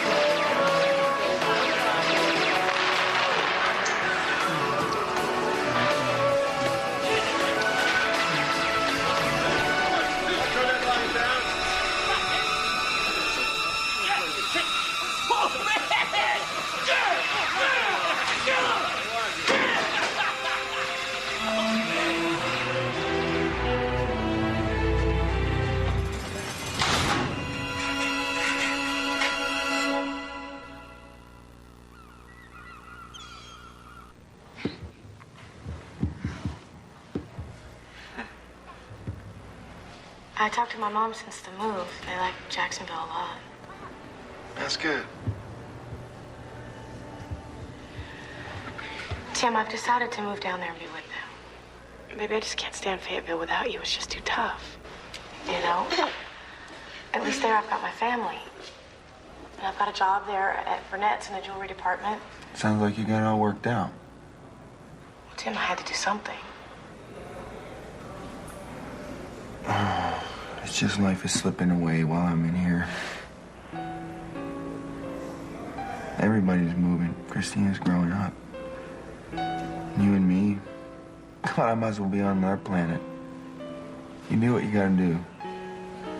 I'm no good for you. So there's your case. Fellas, I've been through your trial with a microscope, fine-tooth comb, and 24 pots of coffee. And what I found there is in that stack 59 clear trial errors and the legal precedents that apply. That's beautiful, Peg. So what's your unofficial opinion? Unofficially, you're trying for the Super Bowl that's never been won. You know all the odds are against you. Yeah. Well, we repeat that every morning before we start the day. Huh? Well, anyway, there's your ammo. Go get 'em. Thanks, Peg. Fellas, when I give you the nod, punch on your speakerphone, line 2. What is it? This is a lead on the walker.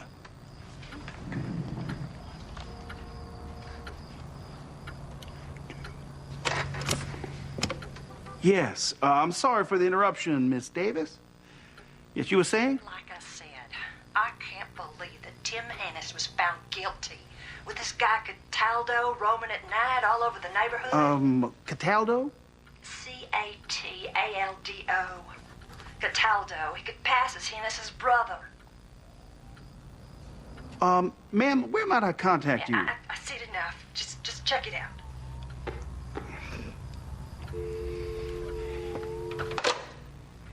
You say this woman called out of the blue? Like manna from heaven. DB, wherever he is, find him. I'm gone.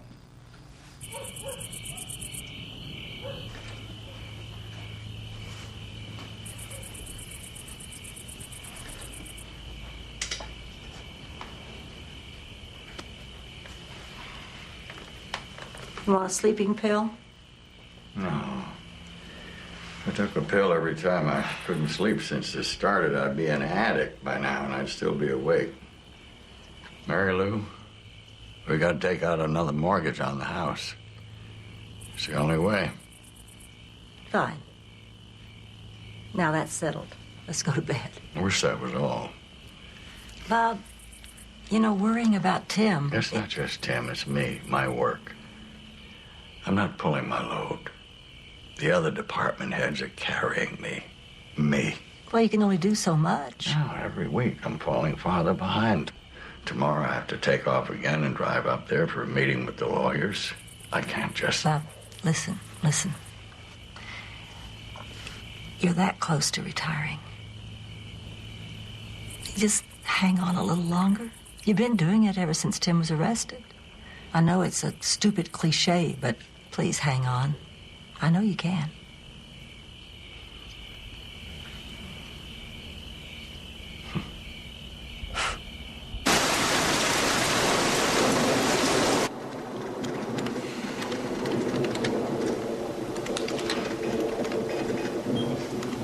Safe to come in?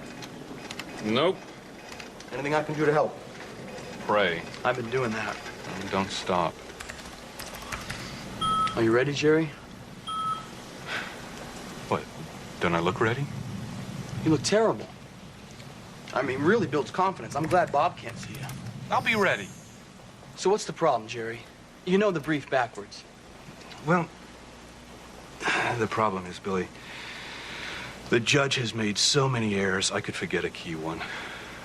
Or I could flood them with so many that it'll dilute our argument into mush. So I told you I was happy to make the appeal, Jerry.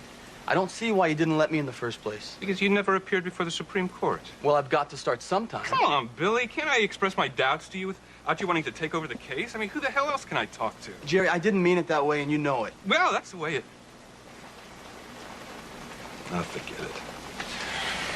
I'm sorry. Sorry, I'm just wound up tight. Your mother's keeping Christina. They'll bring her when they come to visit this afternoon. You're late. Did you have some trouble? Well, let's see. I got off work late. The traffic was like a parking lot all the way here. And then on the road outside Goldsboro, that old car started acting up and we just chugged all the way here. I don't like you on the road in that pile of junk. It's no big deal. Just kind of an adventure, seeing if we'll make it. Angela, I gotta talk to you about something. I've been doing a lot of thinking. Because there's nothing else to do but thinking here. What is it? You mustn't waste your life waiting for me to get out of here. What? Angela, listen. First, we don't know if we're ever going to get another trial. And even if we do, all we keep hearing is how nobody's ever come off the row and won the second trial. Timmy. Angela, we're talking about years. And at the end of all those years, even if I live, I may never get out of here. That's why I want you to divorce me. Tim. I've written up a kind of agreement, and I want you to take a look at it.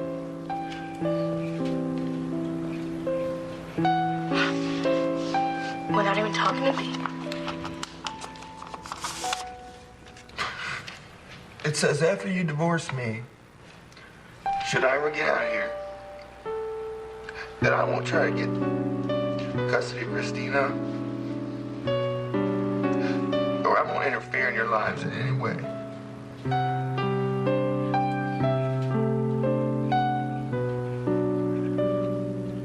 That's it.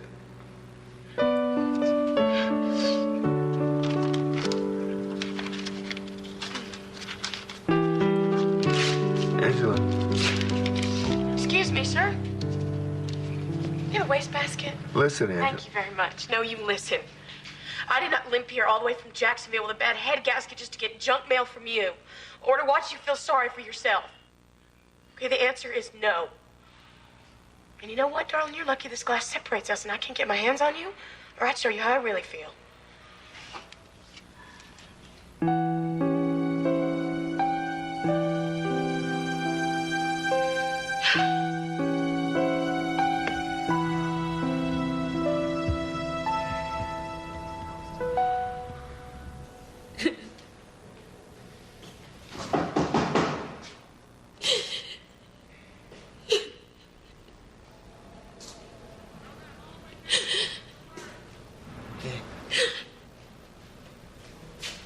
He gave you his letter? But I didn't mean it. I just think he's in a lot of pain.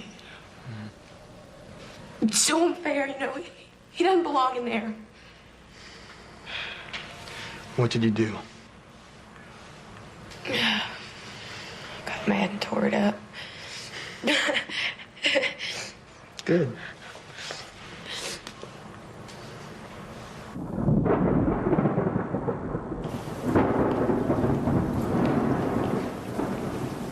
Tim, I've come for the choice of death document. Warden needs to file it by midnight.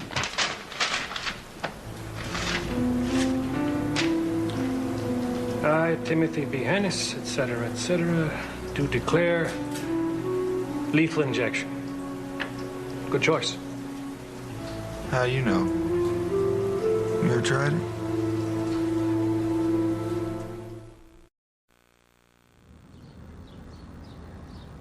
An extensive use of the blow-up pictures during the trial was unfair, especially projecting them near the defendant's head, where he was seen by the jury in the reflected light of the victims' bloody bodies.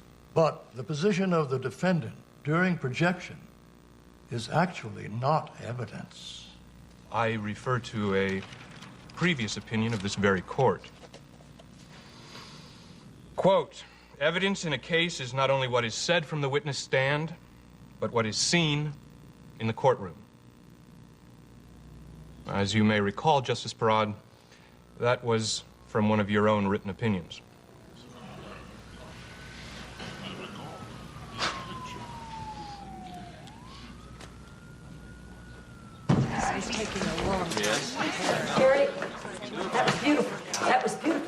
crowd. Thanks. Let me warn you, the Supreme Seven are notoriously unpredictable. They could seem to like you and then hang you out to dry. Oh, Jerry's always Mr. Sunshine. Come on, let's eat. I'm buying. How long before a decision? 6 to 9 months. Another 9 months on death row? You mean before we know anything? My God. How does anyone survive this process? You're absolutely sure, huh? I mean, you take an early retirement, you're going to get less than half the pension you would if you just hang on for 2 more years. Wasn't an easy decision, Roy. I'm just not able to give it my best anymore. I've always done that. Well, there's no other way. We go to the prison every month. I'm constantly having to drive up there to meet with the lawyers. That's 16 hours every trip. I got to stay on top of things. What if we miss some crucial detail? Boy, those lawyers getting sick of me. My friend, you're going to ruin your health, you know that. Please, just back off a little.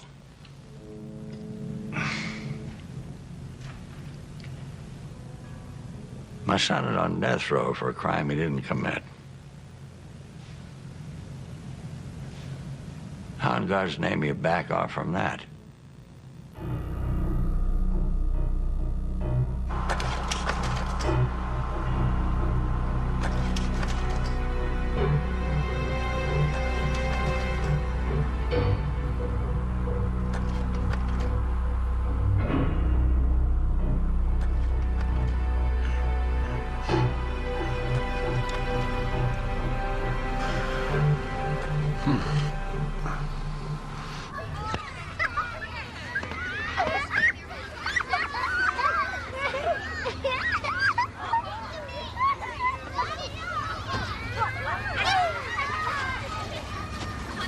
That's Bob. Something's wrong. Got it! Hey! Got it! We got the trial! We got it! In Raleigh today, the North Carolina Supreme Court announced that they have granted a new trial in the Eastburn murder. Hennis, get in here! 2.5 years after Hennis was convicted of rape and 3 counts of homicide and spent 845 days on death row. No date for the new trial was announced. But again, a new trial has been ordered by the state Supreme Court. If Hennis is acquitted in his second trial, it will be the first time in the state's history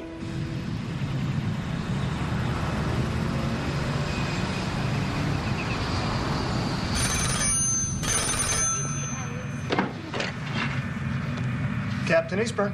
Captain Eastburn, this is the District Attorney's Office in Cumberland County, North Carolina. Yes? The state Supreme Court has ordered a new trial for Timothy Hennis. What? You'll be contacted by the District Attorney. Captain Eastburn, I'm sorry.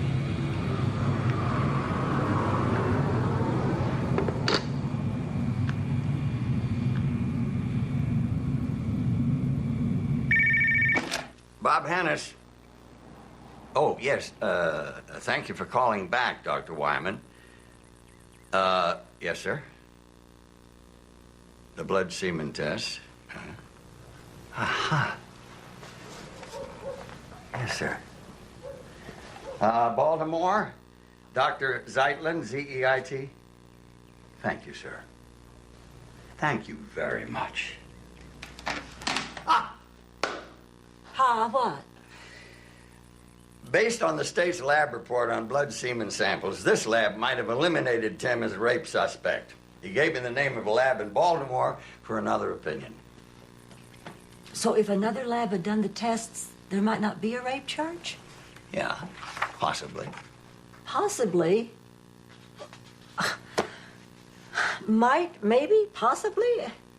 It's never true or false. Just somebody's interpretation of a lab report? And all this work everybody's doing. How do we know it'll even get in as evidence? Well, honey, it sure won't if we don't keep trying. And around the the time of the Eastburn murders, did you notice anybody unusual hanging around the neighborhood? Well, I'll tell you, there was a guy parked in a light-colored car for the longest time, just sat there and watched. He could see the Eastburn house on up the block. He's parked right over there. He must have sat there for hours. Huh. What'd he look like? Well, big fella. Kind of a stocky build, sandy blonde hair. Suddenly, he just up and was gone. Thank you.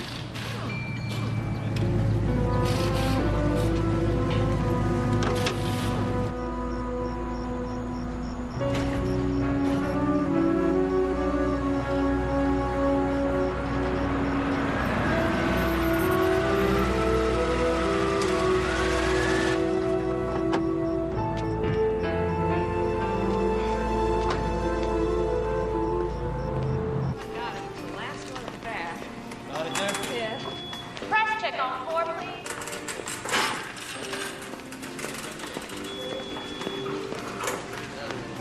Hi, I'm D.B. Guinness. I'm a private investigator. You're the night manager? Yeah? What's wrong? Oh, nothing. I'm looking for a guy who walks the area around here at night. Maybe stopped in for cigarettes, soda. He wears a black members-only jacket. Big guy? Sort of a Rambo type? Yeah. A lot of muscle. Always wears something over his shoulder? That's him. His name Cataldo. Yeah, Mac Cataldo. Used to work here. Now, y'all eat while it's hot. We just took it off the grill. What is that? Brunswick stew, Carolina specialty. Oh, we have fried okra, hush puppies, and coleslaw. Well, we knew you'd never make it home for dinner, so we fixed a little something to keep you going. What would we do without you?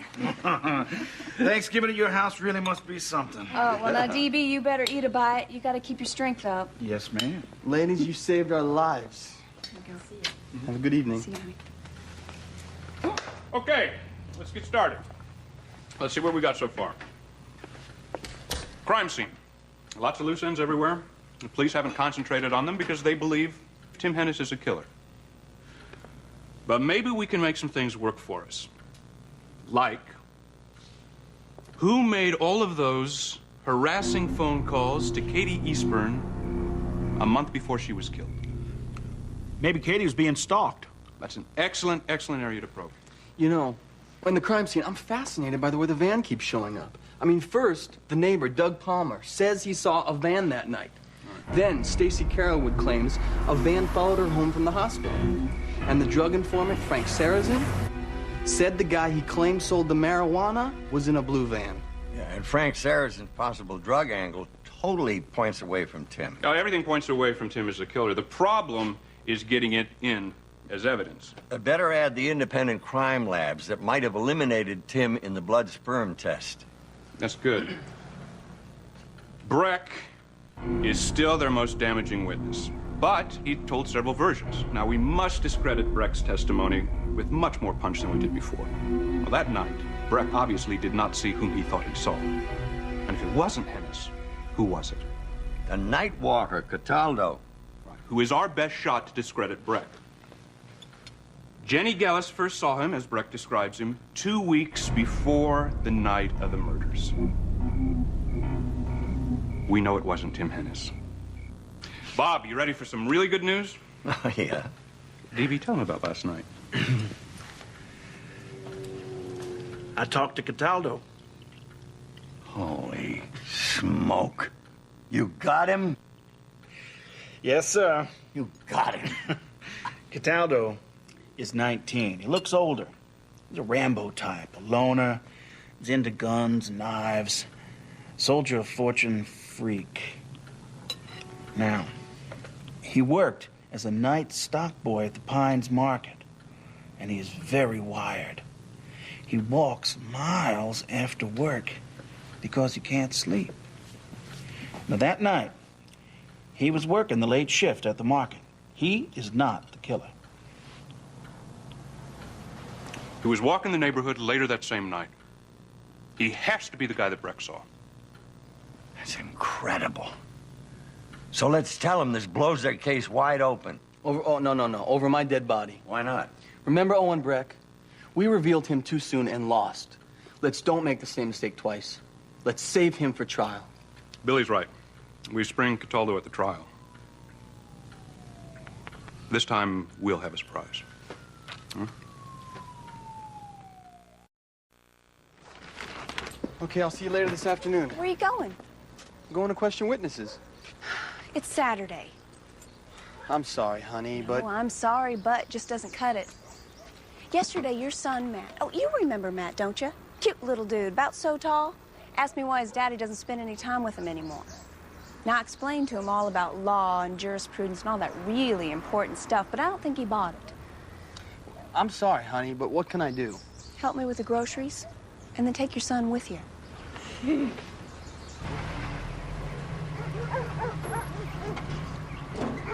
Hi.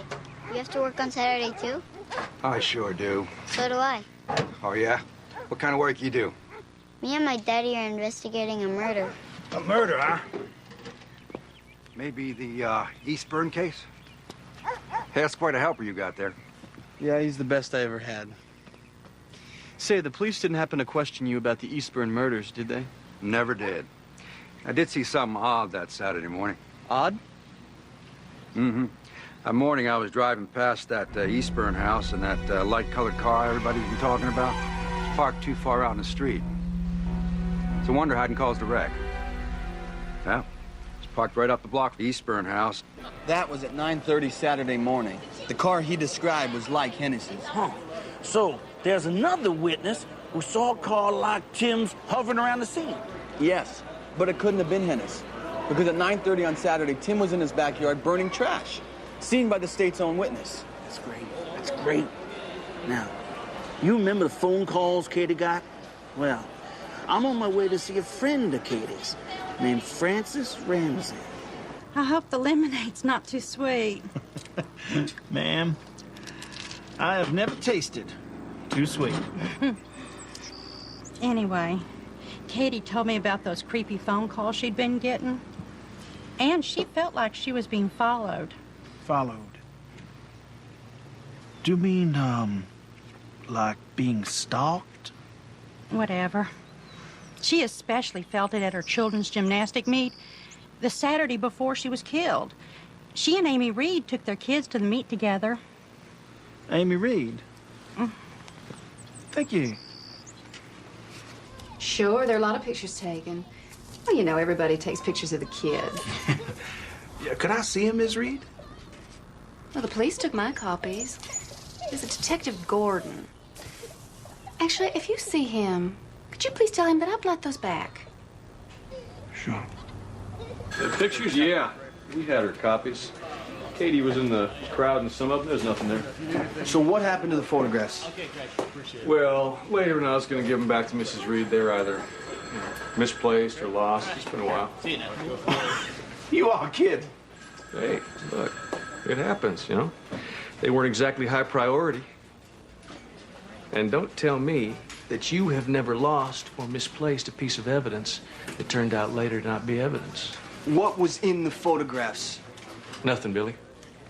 No tie to this case, not a thing. How do you know there was absolutely no tie to this case? Because Tim Hennis wasn't in the crowd in a single picture. Is Tim Hennis the only face you guys ever look for? Billy, look. This case, it's over.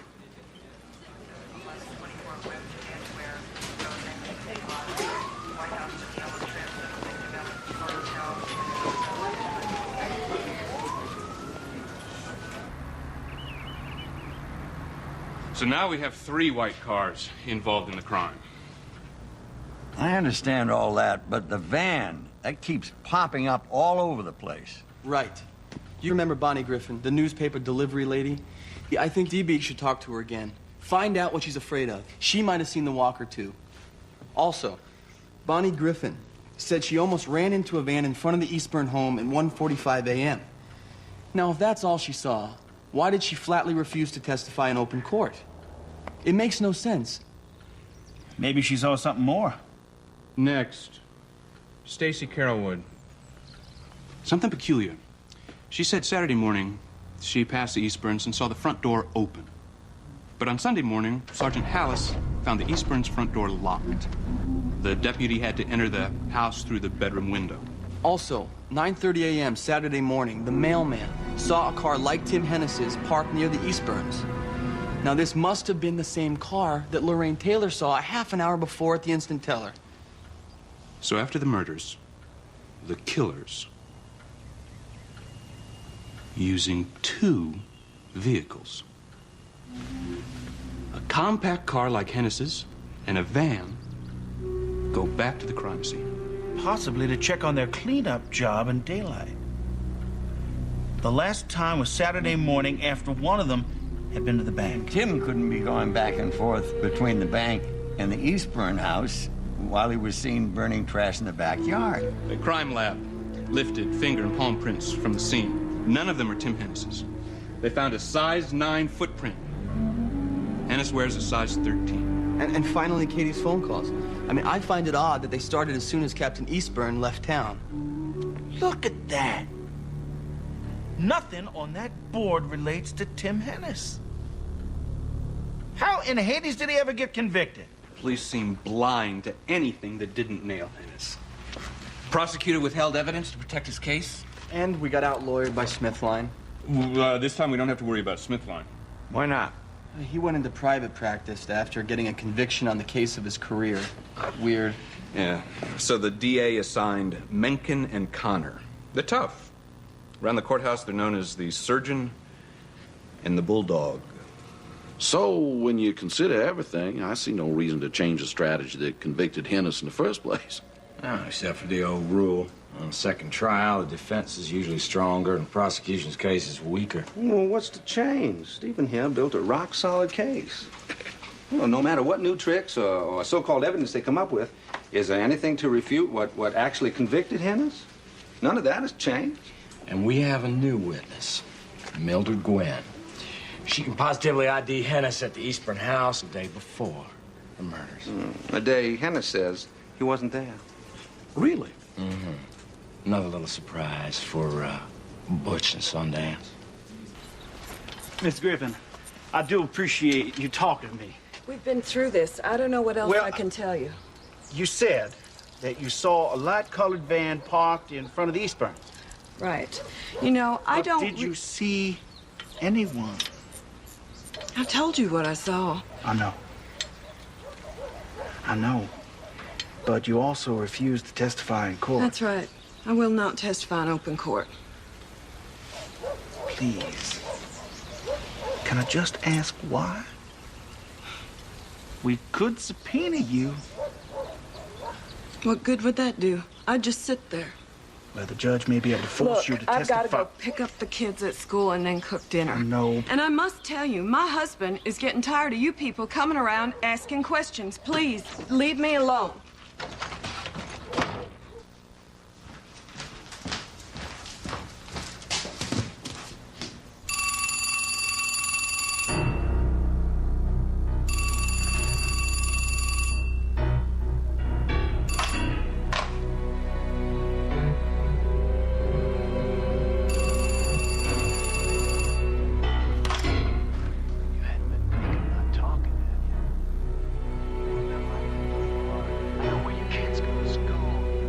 Please, please, you've got to stop calling.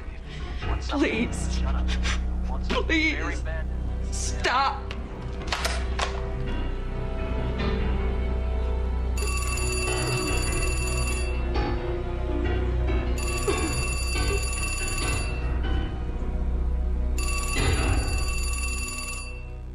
No matter how many times I go over it, their case hinges on Owen Breck.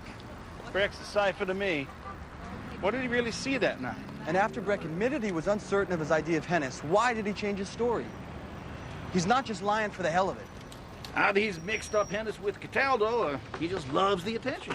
No, his anguish about IDing the wrong man was too real. Messages? Thank you. Sure. However, DB, I've been checking into Owen Breck, and he has been a very, very busy guy. First, a felony credit card attempt, and a warrant for Owen Breck's arrest, a drunk and disorderly charge. Notice anything peculiar? DB, with all these charges, he was never indicted. Something stinks. Yeah, DB, dig on it. Okay, Hey, and find me something. I'll get it.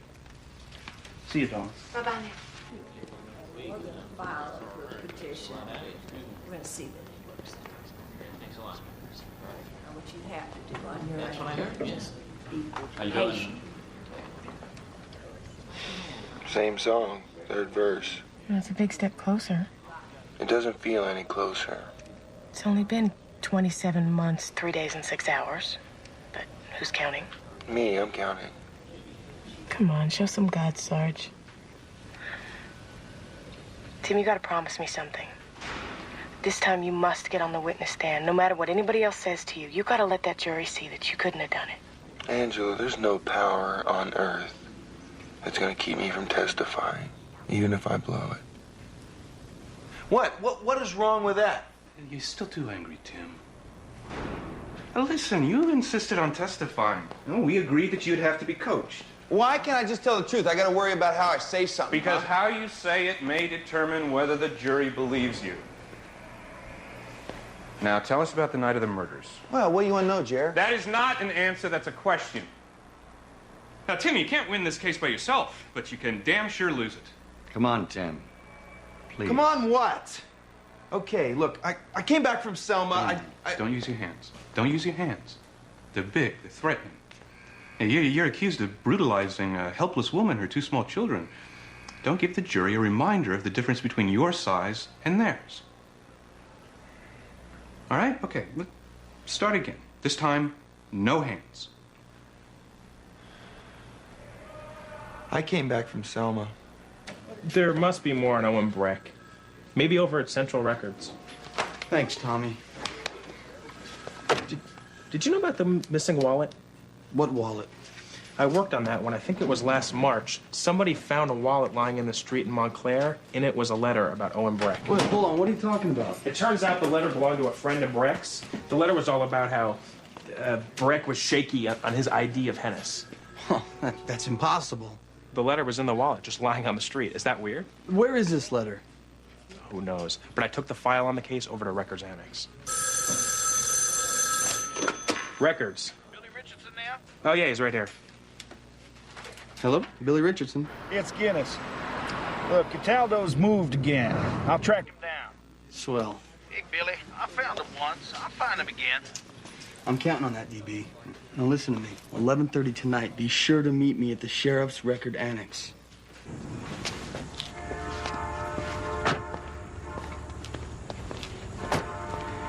So what in blazes are we doing here in the middle of the night? Owen Breck. Listen to this. Breck has bragged to his friends he can do anything he wants and the cops won't touch him.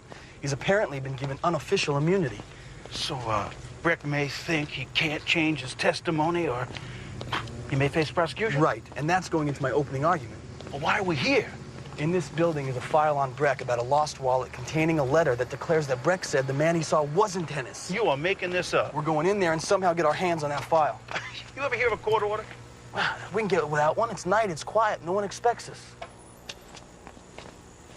Inside of McCarran goes down the middle, shoots, and he scores. Good evening. Good game? It's all right. Can I help you, boy? Oh, yeah. I'm Billy Richardson. I'm an attorney. We're involved in a matter concerning a lost wallet found in Montclair in March. The sheriff said that you have the file here. That was last March? Mm-hmm. Okay.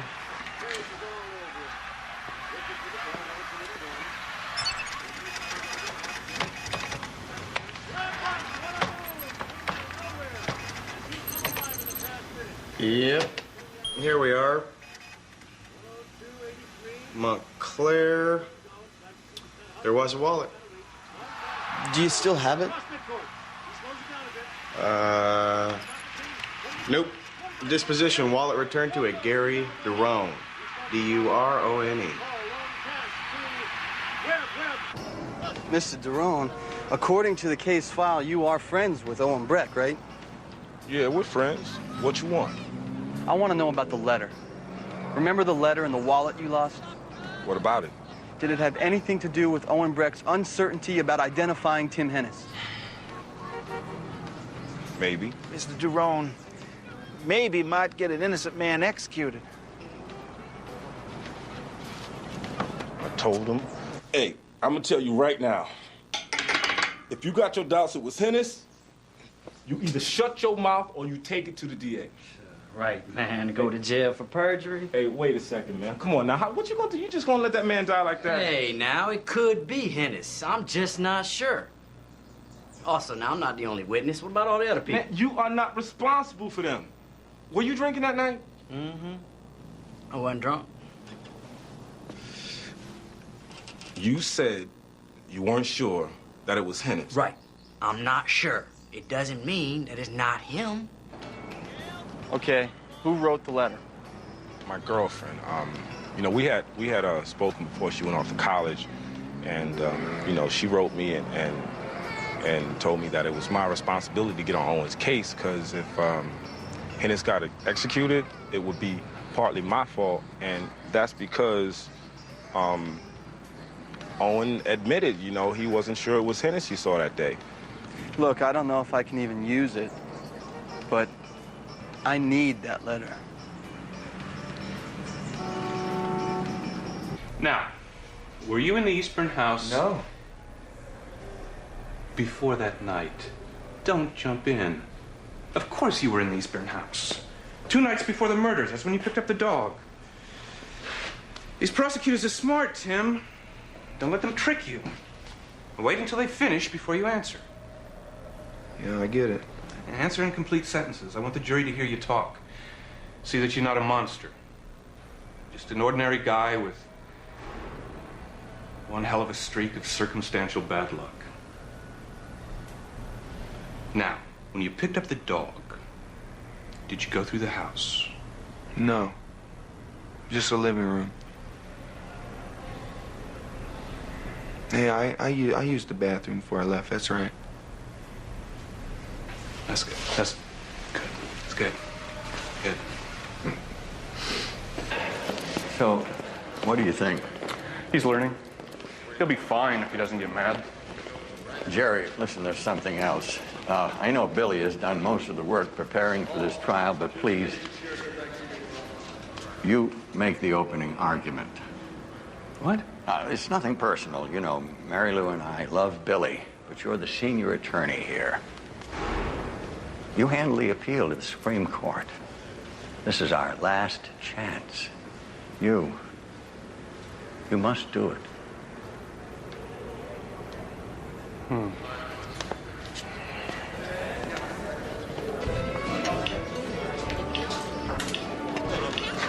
I can't believe you're eating again. I haven't enjoyed a meal in 3 weeks. Well, I eat when I'm nervous. What are you nervous about? I lost Cataldo. Just What? disappeared. Oh, come on. How? Oh, I don't believe this. I'm glad I can't eat, so I don't get sick. Now what? Well, we're not completely dead. I may have a lead up in the Boone area. DB, with our luck, he could be dead. Yeah, well, then I'll just dig him up, dust him off, and drag him into court. Well, you better get a shovel, because we got 2 weeks. Cataldo discredits Breck. He's our biggest gun. I will stay on it, Billy, I swear. Thank you.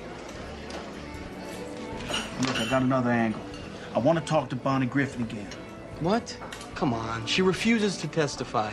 Yeah, but does it make any sense that she refuses to testify without just seeing a van? She saw something else, and she is scared. Now, I've been doing this too long not to spot it. And whatever she's afraid of is important to this case. But she won't talk. Yeah, but I think she wants to. Lady's got a wide streak of decency. Hey, what kind of detective would I be if I can't spot the good guys?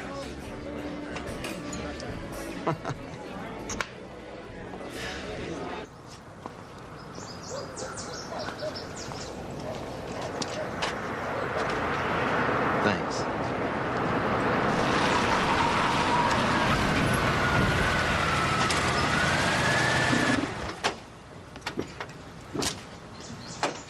Hey, it's me again.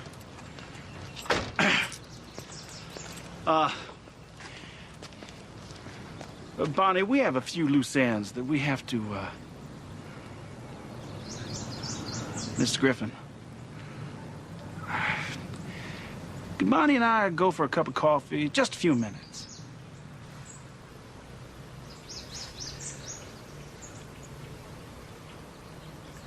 Will it finally get rid of you? I swear to God. I do not see how people can use that plastic sugar.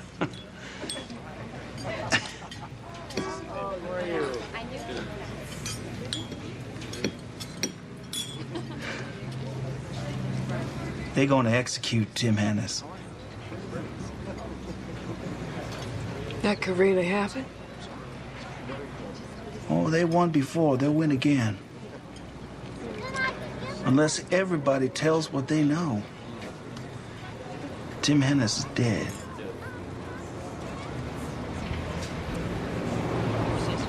Bonnie,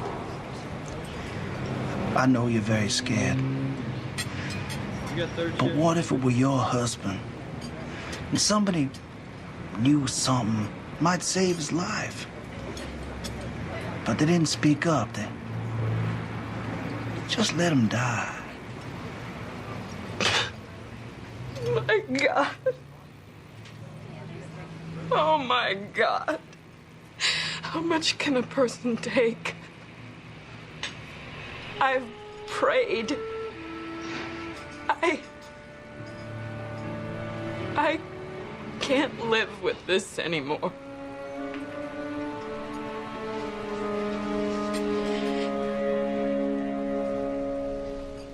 Jerry, I put most of this case together, and now you're telling me I'm not making the opening statement? I've given it a lot of thought, Well, Billy. think some more, Jerry.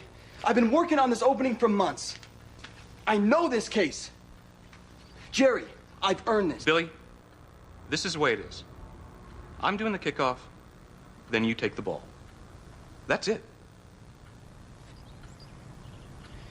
You better make one hell of a kickoff. See you in court.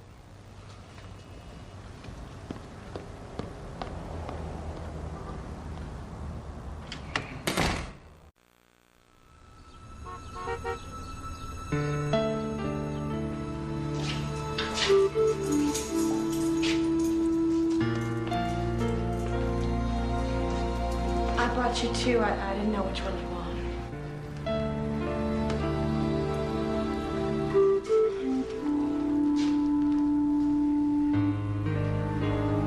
It's time to go to court, Tim.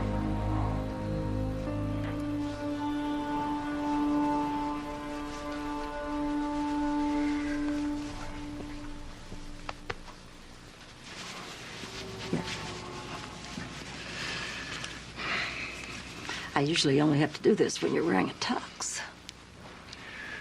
D-Day, my hands are trembling. Bob, you've done everything you can. Now stop worrying. It's hard to do when Tim's life is in the hands of 12 strangers. Again. Listen, you got us here. You pushed and persuaded and drove everybody crazy. Wouldn't let anybody give up, ever. No father, no man could have done more. So no matter what happens, I'm proud of what you did. Now, get out there and drive them crazy some more.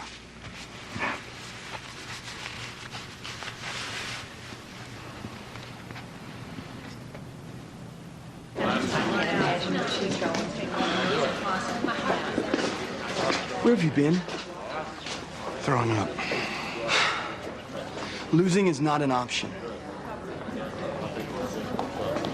And that same evidence will prove again, as it clearly did before, that one man, and one man only, is responsible for the deaths of Katie and Kara and Aaron. And that man is Tim Hennis. The evidence instead will show that Tim Hennis did not rape and kill Katie Eastburn, did not kill Kara, and did not kill Aaron Eastburn. We will further show that Tim Hennis's actions were completely inconsistent with guilt. First, the sheriff is looking for the person who got the Eastburn dog.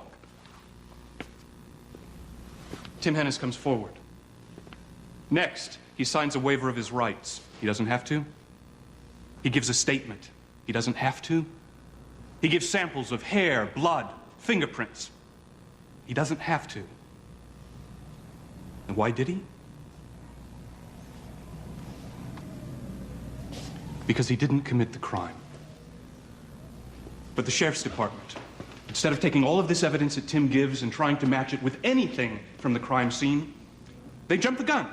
They call a press conference, declare the case solved. But the physical evidence says Tim Hennis is innocent. Because there is no match. Physical evidence does not lie. It does not forget. It cannot be pressured into testifying.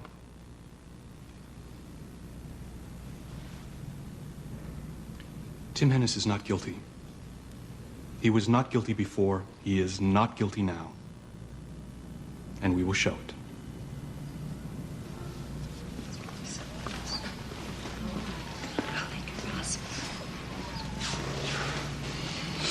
You call that a kickoff? I can spit further than that. You nailed it. And what was your last conversation with your wife? Katie said she'd received a bunch of harassing phone calls since I left for school. The last one said, "I live up the street. I'm coming to see you." Thank you. Captain Eastburn? The witness may step down. Call Mrs. Mildred Gwynn. I talked with her 3 years ago. She said she hadn't seen it. I know. You see, this was on Wednesday before the murders. It was lunchtime. I looked out my window, and I saw a man in the Eastburn backyard with Katie, her 3 children, and her dog. How's he dressed? Wearing cut-off jeans and a red T-shirt. I'm new to the neighborhood. I thought he was Katie's husband, not knowing that Captain Eastburn was away at school. And when did you first realize that this wasn't Captain Eastburn? When I saw Tim Hennis's picture in the newspaper, he was the man I saw. Him. Mrs. Gwynn, you say this was on Wednesday before the murders? Yes. You saw this man with Katie and the dog on Wednesday? Yes. Are you positive it was Wednesday? Yes. Thank you, Mrs. Gwynn. Bailiff, She may end up helping us. How? Well, she's suggesting that Katie was talking with someone else on Wednesday. But Katie told people the dog was picked up on Tuesday. That's when you got the dog. On Wednesday, you would have to leave your post, go home, change clothes, take the dog to Katie's, take the dog back home, get into uniform, go back to work. Now, you testified that your lab checked Tim Hennis' jacket and found no blood. That's correct. But we established that Tim Hennis had this jacket dry cleaned the day after the murders. Will dry cleaning remove blood from a jacket? Yes, it will. Mr. White, as a forensic chemist, you ran an independent test for blood on another members-only jacket. Please, give us the results from the exhibit. Well, our lab took an identical members-only jacket, put some of my blood on the sleeve, had it dry cleaned, and tested it with luminol. As you can see, luminol shows blood traces clearly. Dry cleaning does not remove it. Now, the defense has made a big thing about a lot of prints that were found at the scene. None of them Hennis's, suggesting that someone else did the crime. For example, unknown palm print on the front door. Now, Mr. Carling, how did your technicians enter the house? By the front door. Then any one of them could have made those prints. Did you wear surgical gloves at the scene? Yes, I did. And did any of the other technicians wear surgical gloves? They all did. Then they left no prints. Bloody footprint, size 9. Now, the defense has tried to suggest, since Hennis is a size 13, that this footprint was some unknown perpetrator. Mr. Carling, what's your shoe size? Size 9. Well, could have been your print. According to your lab report, where was this size 9 footprint found? It was found at the side door. Uh-huh. And where did you take the bodies out? The front door. So you and your size 9 shoe never went out the side door? No. And do your bank records show the time on Saturday morning that Katie's card was first used? Yes, between 8:55 and 8:56. 3 transactions. Between 8:55 and 8:56. All within 1 minute. On Saturday, May 11th, did you see the defendant that morning? Yes, I did. In his backyard. What time was that?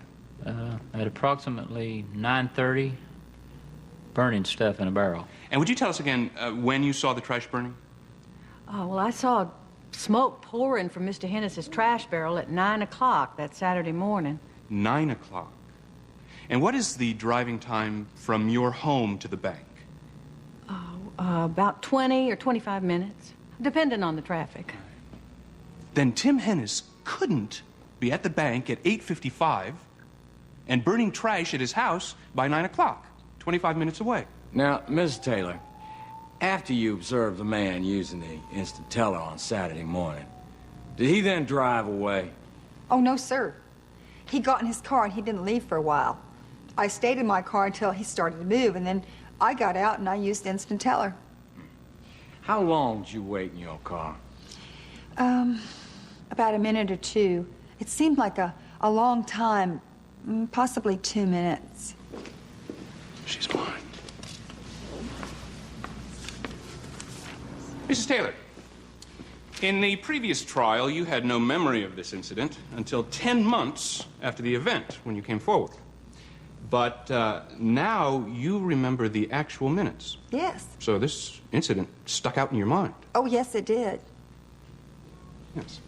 All right, well, here is a record of all of the bank transactions you made in those 10 months. Could you please tell us which ones you actually remember doing?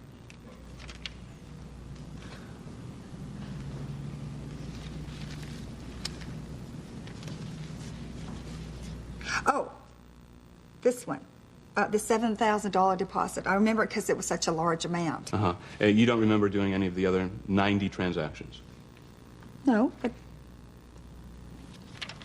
I'm not trying to remember it. There's no reason for me to remember it.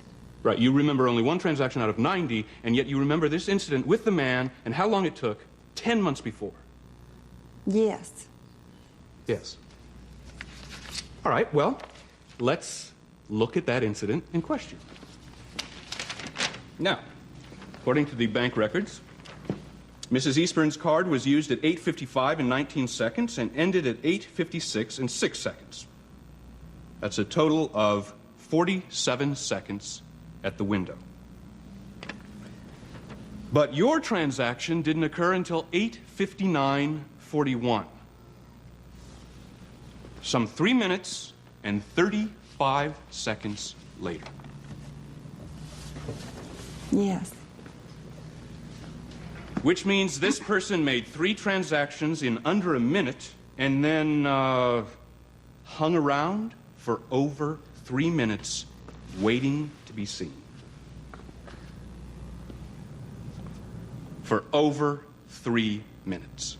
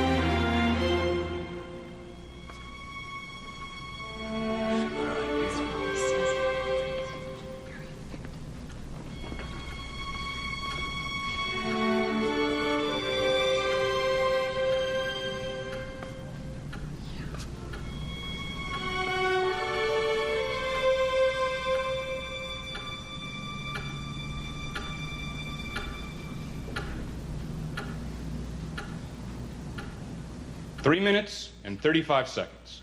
Now I guess I get in my car and leave. And Mrs. Taylor can use the teller machine.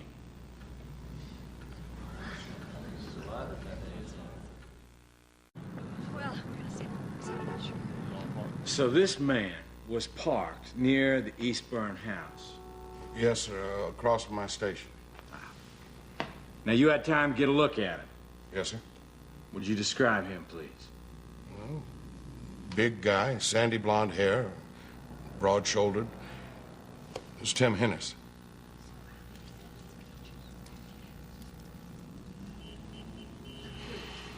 Good Lord, they believe him.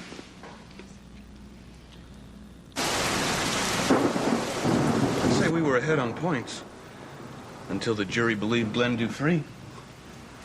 Dufree had enough time to look the guy over. That's a hard idea to shake. But it couldn't have been Hennis. Who was it? The guy who was stalking Katie? How did Dufree describe him? Big, sandy blonde, broad-shouldered. Right. And who else does that describe? Hey, thanks for coming. Hello, Mr. P.I. Kind of short notice, huh? Yeah, I'm sorry, Frankie, but no predicted brainstorms, huh? You've been too busy busting druggies to follow the trial? Nope. It's better than television. What do you need? Back around the time of the Eastburn murders, did you happen to have any drug stakeouts going on in their neighborhood, say, about a month before the murders? What is your occupation, Mr. Sarrazin? Professional narcotics informant. And during the month of April 1985, were you on a drug surveillance in the Eastburn neighborhood? I was. I had a stakeout on a gas station up the street from the Eastburn house. The mechanic had been dealing drugs. I was probably the guy Mr. Dufree saw since I was sitting there 4 or 5 hours. I had to set up an informant to make a drug buy from the guy. My informant, a young woman, made a buy for $250. The drugs were to be delivered later. And who was your informant making the drug buy? Stacy Carrollwood. Stacy Carrollwood. Stacy Carrollwood, the Eastburn babysitter. Objection. And if this testimony is allowed, it must be continued out of hearing of the jury. I will allow the testimony, but the jury will retire. Ladies and gentlemen, if you will retire to the jury room. But they can't unring a bell, you know. They made the connection of possible drug angle on the Eastburn murders. Stacy Carrollwood made the buy, but she didn't get the drugs. She told the dealer to bring them to her at the Eastburn house the following Friday night where she was babysitting. And that's the weekend the murders occurred. But I was called out of town that week, and when I returned, the Eastburn slayings had occurred. Mrs. Griffin, where were you on Saturday, May 10th, between 1 and 2 a.m.? Delivering newspapers on Summerhill Road. Please, tell the court what happened. At about 1:45 in the morning, as I came to the Eastburn house, I saw a light-colored van parked. I had to slow down to go around it.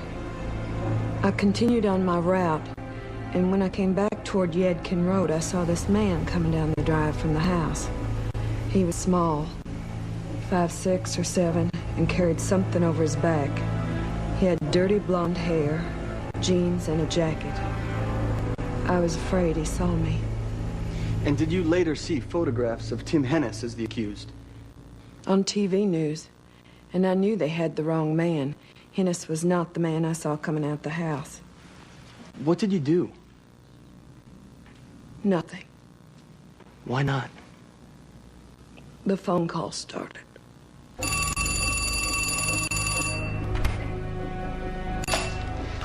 Hello? I live up the street, and I'm coming to see you. You keep your mouth shut. You keep your mouth shut, you hear me?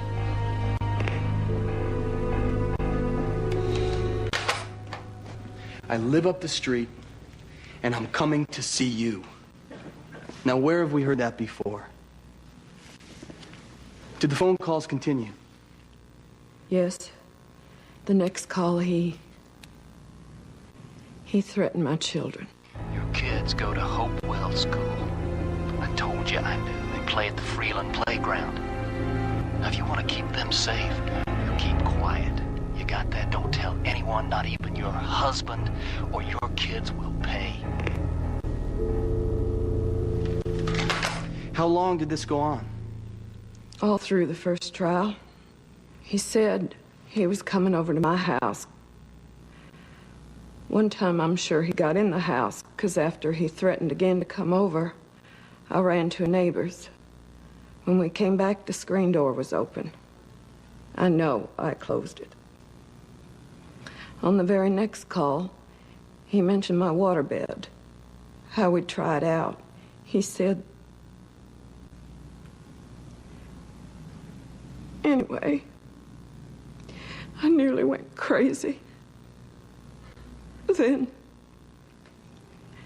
Then Mr. Hennis was sent to prison, and I was sick with guilt. So sick. My husband thought I was having a nervous breakdown, but I couldn't say nothing. Did the phone calls continue? Yes. When word came there was going to be another trial, same voice, same threats, and the same awful. Anyway, this time I realized Mr. Hennis might really die. The man I saw that night was not Tim Hennis.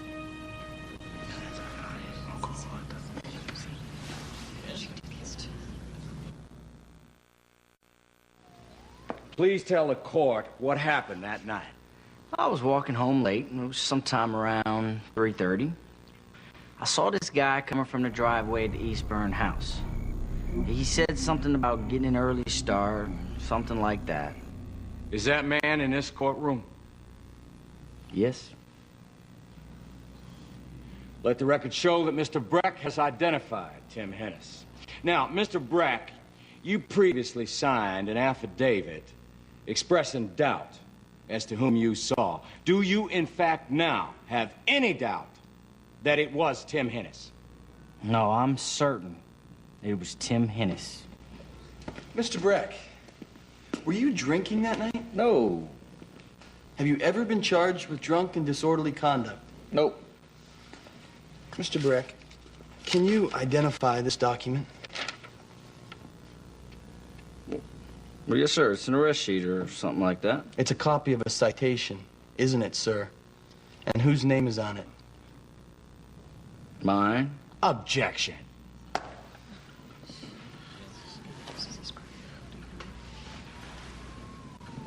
Mr. Breck's criminal record is not material to this homicide. Your Honor, the whole purpose of my questions are to show that the state has a strong case against Breck on several charges, which they're ignoring because they need him to testify against Tim Hennis.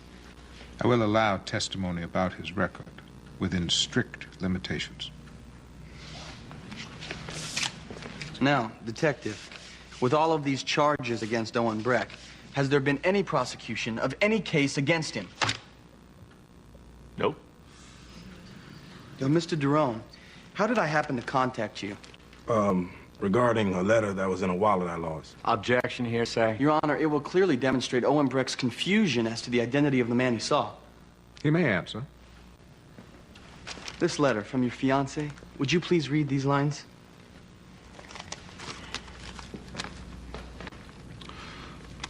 Owen said he was unsure about what he saw because he had been drinking.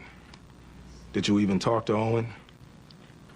If you don't, and Hennis gets the death penalty, it will be partly your fault. Thank you, Mr. Derone. No further questions. You may step down. Your Honor, our last witness does not appear on the witness list because we made contact over the weekend. Call your witness. Call Matt Cataldo. Matt Cataldo?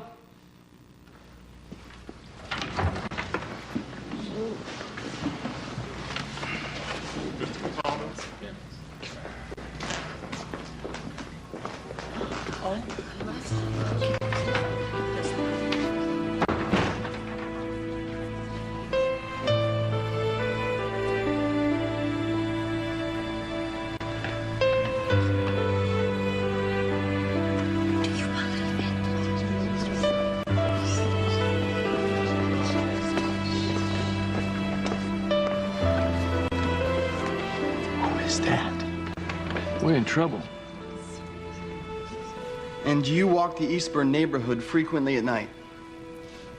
That's right. We spent a great deal of effort trying to find you during the first trial, Mr. Cataldo.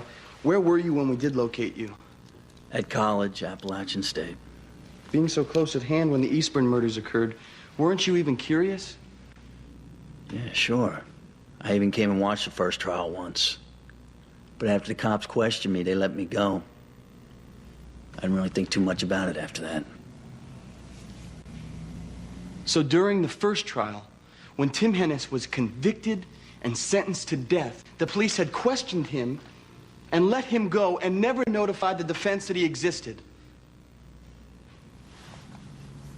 And in the first trial, the prosecution knew about Mr. Cataldo. Maybe they let him go because they had a witness on Mr. Hennis. His alibi checked out. But they withheld this information from us despite knowing we were looking for him to discredit Owen Breck. Breck identified the wrong man.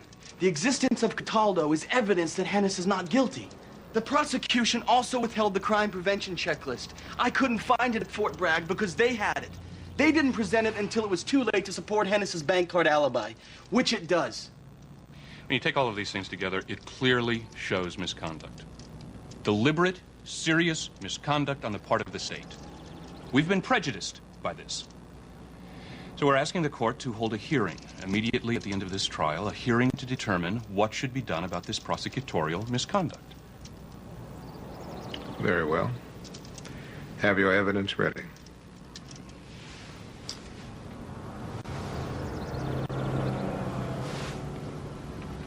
What did you wear when you walked at night? I wore a black members only jacket, black beret, and black corduroys. Did you carry anything? Yeah, book satchel over my shoulder. Let me ask you a hypothetical question. If an individual walking down Summerhill Road saw somebody over 6 feet with blonde hair, a mustache, hat, wearing a dark members-only jacket, and carrying a bag over his shoulder, who would that person be describing? Objection! Mr. Hennis, the night you picked up the Eastburn dog, what happened? We just talked about our families and our kids, mostly how she wanted a good home for the dog. And then what happened? I put a chain on the dog. Miss Eastburn followed me outside, and I got in the car with Dixie and drove away. Did you ever see Mrs. Eastburn again? No, sir, I did not. Catherine Eastburn. She's an attractive woman. Wasn't she, Mr. Hennis? Yes, sir, I suppose she was. Now, that night, you first went to Ellen Browning's house. And then you went to visit the attractive Miss Eastburn. No, I did not. Your wife had left you? No, sir, she'd gone to visit her parents. Ellen Browning rejected you that night. No, I went to visit a friend. And angry at that rejection, you went to Catherine Eastburn. You tried to come on to her. No, I did not. And in a rage at that rejection, you killed Katie Eastburn and her children. Objection. Sustained. No, sir, I did not. But you have absolutely no supported alibi whatsoever on the night of that murder.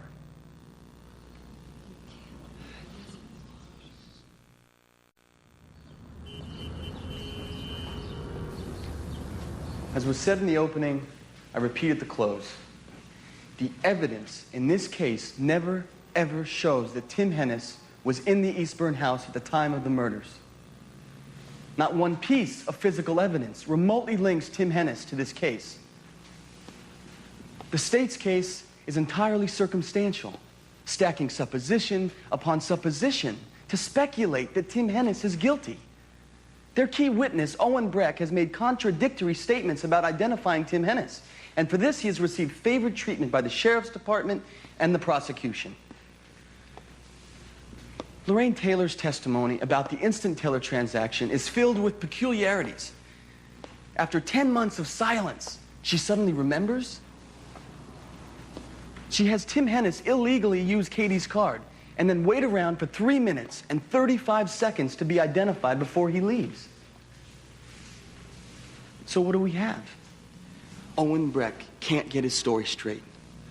Lorraine Taylor's memory comes back 10 months later after everything was in the papers. Tim Hennis freely gives physical samples that don't match anything at the crime scene. They have Tim Hennis everywhere he can't be, like using the instant teller at the same time he's seen burning trash.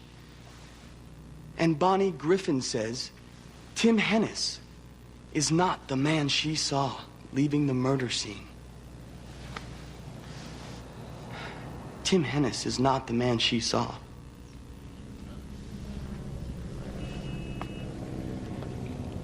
We've proven Owen Breck is a liar and a thief. We've shown flaws in Lorraine Taylor's testimony, outright lies by the state. Like the state lab said that dry cleaning would remove any blood on Tim Hennis's jacket. Well, we proved them wrong. They simply lied. Now, the state didn't pick Tim Hennis out of the blue and go after him. They saw him as a possible suspect. They convinced themselves he was guilty. Then they began a case against him. They shape and mold it any way they can to make it work. Why? Because they can't afford to back down. The political ramifications of knowing they were wrong are incredible. So they become convinced. Half of the state's case is built upon your trust. Your trust that they would not prosecute a man they did not think was guilty. Well, they did. They did. They prosecuted a man who does not fit the evidence. And Tim Hennis is not guilty. When your defense is weak, you attack in the courtroom. You attack the police, attack investigators, attack prosecutors, attack witnesses. It's reminiscent of what the defendant did at the Eastburns on May 9th. Attack, slash, rip, and tear apart. The defense has noted that Dorothy Popejoy saw smoke coming from a barrel in Hennis's backyard at 9 a.m. She did not see Hennis. Smoke is certainly no evidence that he was home. During the assault, Hennis removed his jacket. Therefore, no blood. He kept his hat on. Therefore, no hairs. Owen Breck saw Hennis.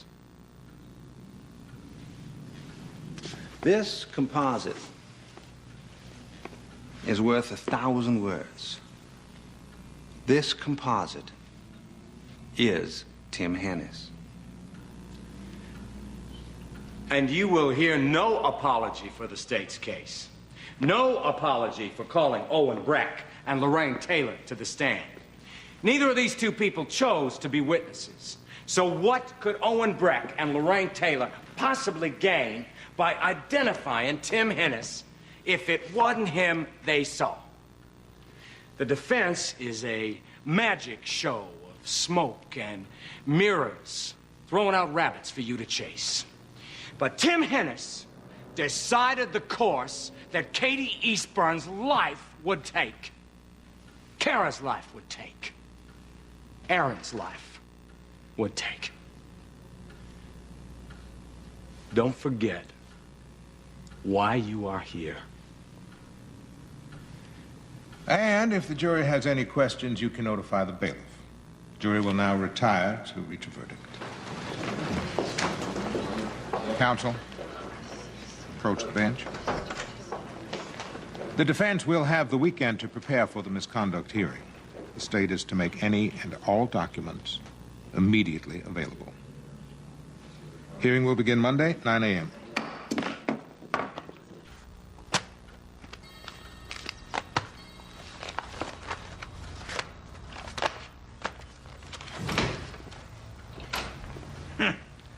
What is all this? State's evidence a judge ordered they turn over to us. DB, you won't believe what's in here, too. A second Mr. X postcard. The police got one months after we got ours. They probably figured it was a crackpot, just like we did. Yeah. But two of them?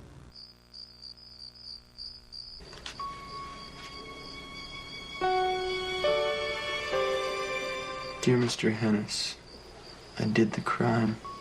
I murdered the Eastburns. Sorry you're doing the time. Thanks, Mr. X. I murdered. See here in murdered? The E is written over with a T, T-E. Then the R has a mark that also forms a J, J-R. Together, T-E-J-R. It's the same on both cards. A second card. Well, we just figured our card was from some nut and filed it. 2 postcards. This is crazy. T-E-J-R. Do those initials mean anything to you? T-E-J-R. Yes, sir, right here, T-E-J-R. Tyler Ellerby Jr. Worked at a video store on Yadkin Road, 6'1", 195 pounds, short blonde hair. I questioned him. I also questioned his ex-girlfriend. And? There's nothing to hold him on. She told the SBI that he had some scratches on his face the week of the murders. He, of course, told her that he was mugged by some guys trying to take his bike. But when I spoke with him, he denied both stories, so... Where is he now? He transferred to Charleston right after the murders. Well, what about prints, blood, and hair samples? They didn't get any. They dropped him as a suspect. It doesn't mean he's the killer. But it does mean they had a candidate other than Hennis, and they didn't really push it. Your Honor, before we begin, we want it clearly understood that the misconduct occurred prior to Mr. Mencken and Mr. Connor's case, and no way reflects upon them. Your Honor, before you convene the court, I just want to say I've reviewed these charges. I can only say that Mr. Cataldo was questioned by us, and his alibi checked out. Therefore, we let him go and had no intention of calling him as a witness. You knew we were looking for Cataldo, and he resembled Hennis. Not to me. What about the second postcard? We didn't know there was one until you produced yours. And the crime prevention checklist. The crime prevention checklist was presented by the state when we deemed appropriate, and will so stipulate. Judge, we intend to prove... The jury has reached a verdict.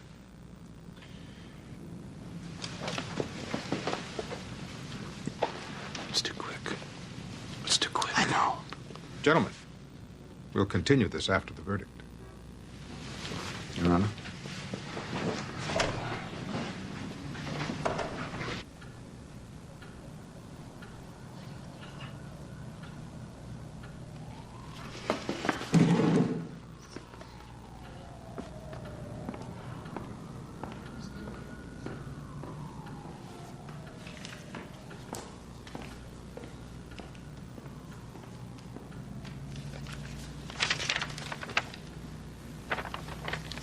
Read the verdict.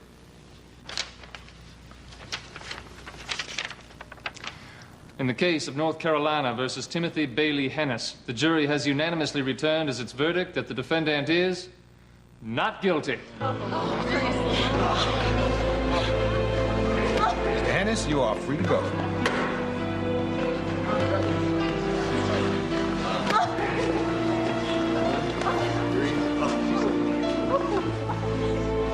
The jury is dismissed.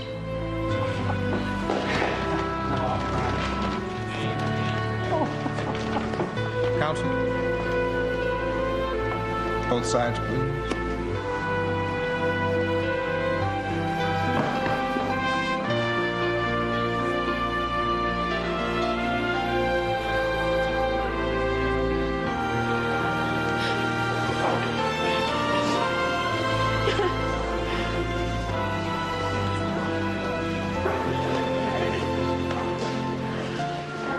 I assume we can stop the misconduct here. No, we want to continue. My God, they were going to take his life. We can't just... Jerry, we've won. It's over. This court is adjourned.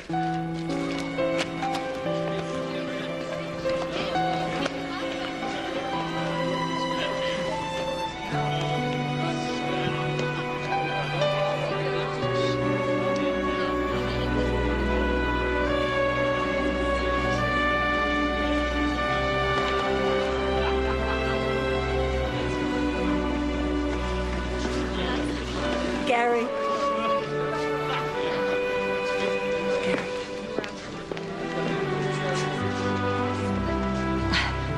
Good luck. us.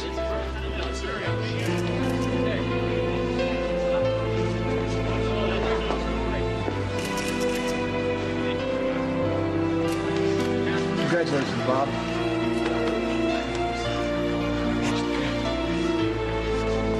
I've been waiting 3 years to give you this. Put it back on Tim's finger.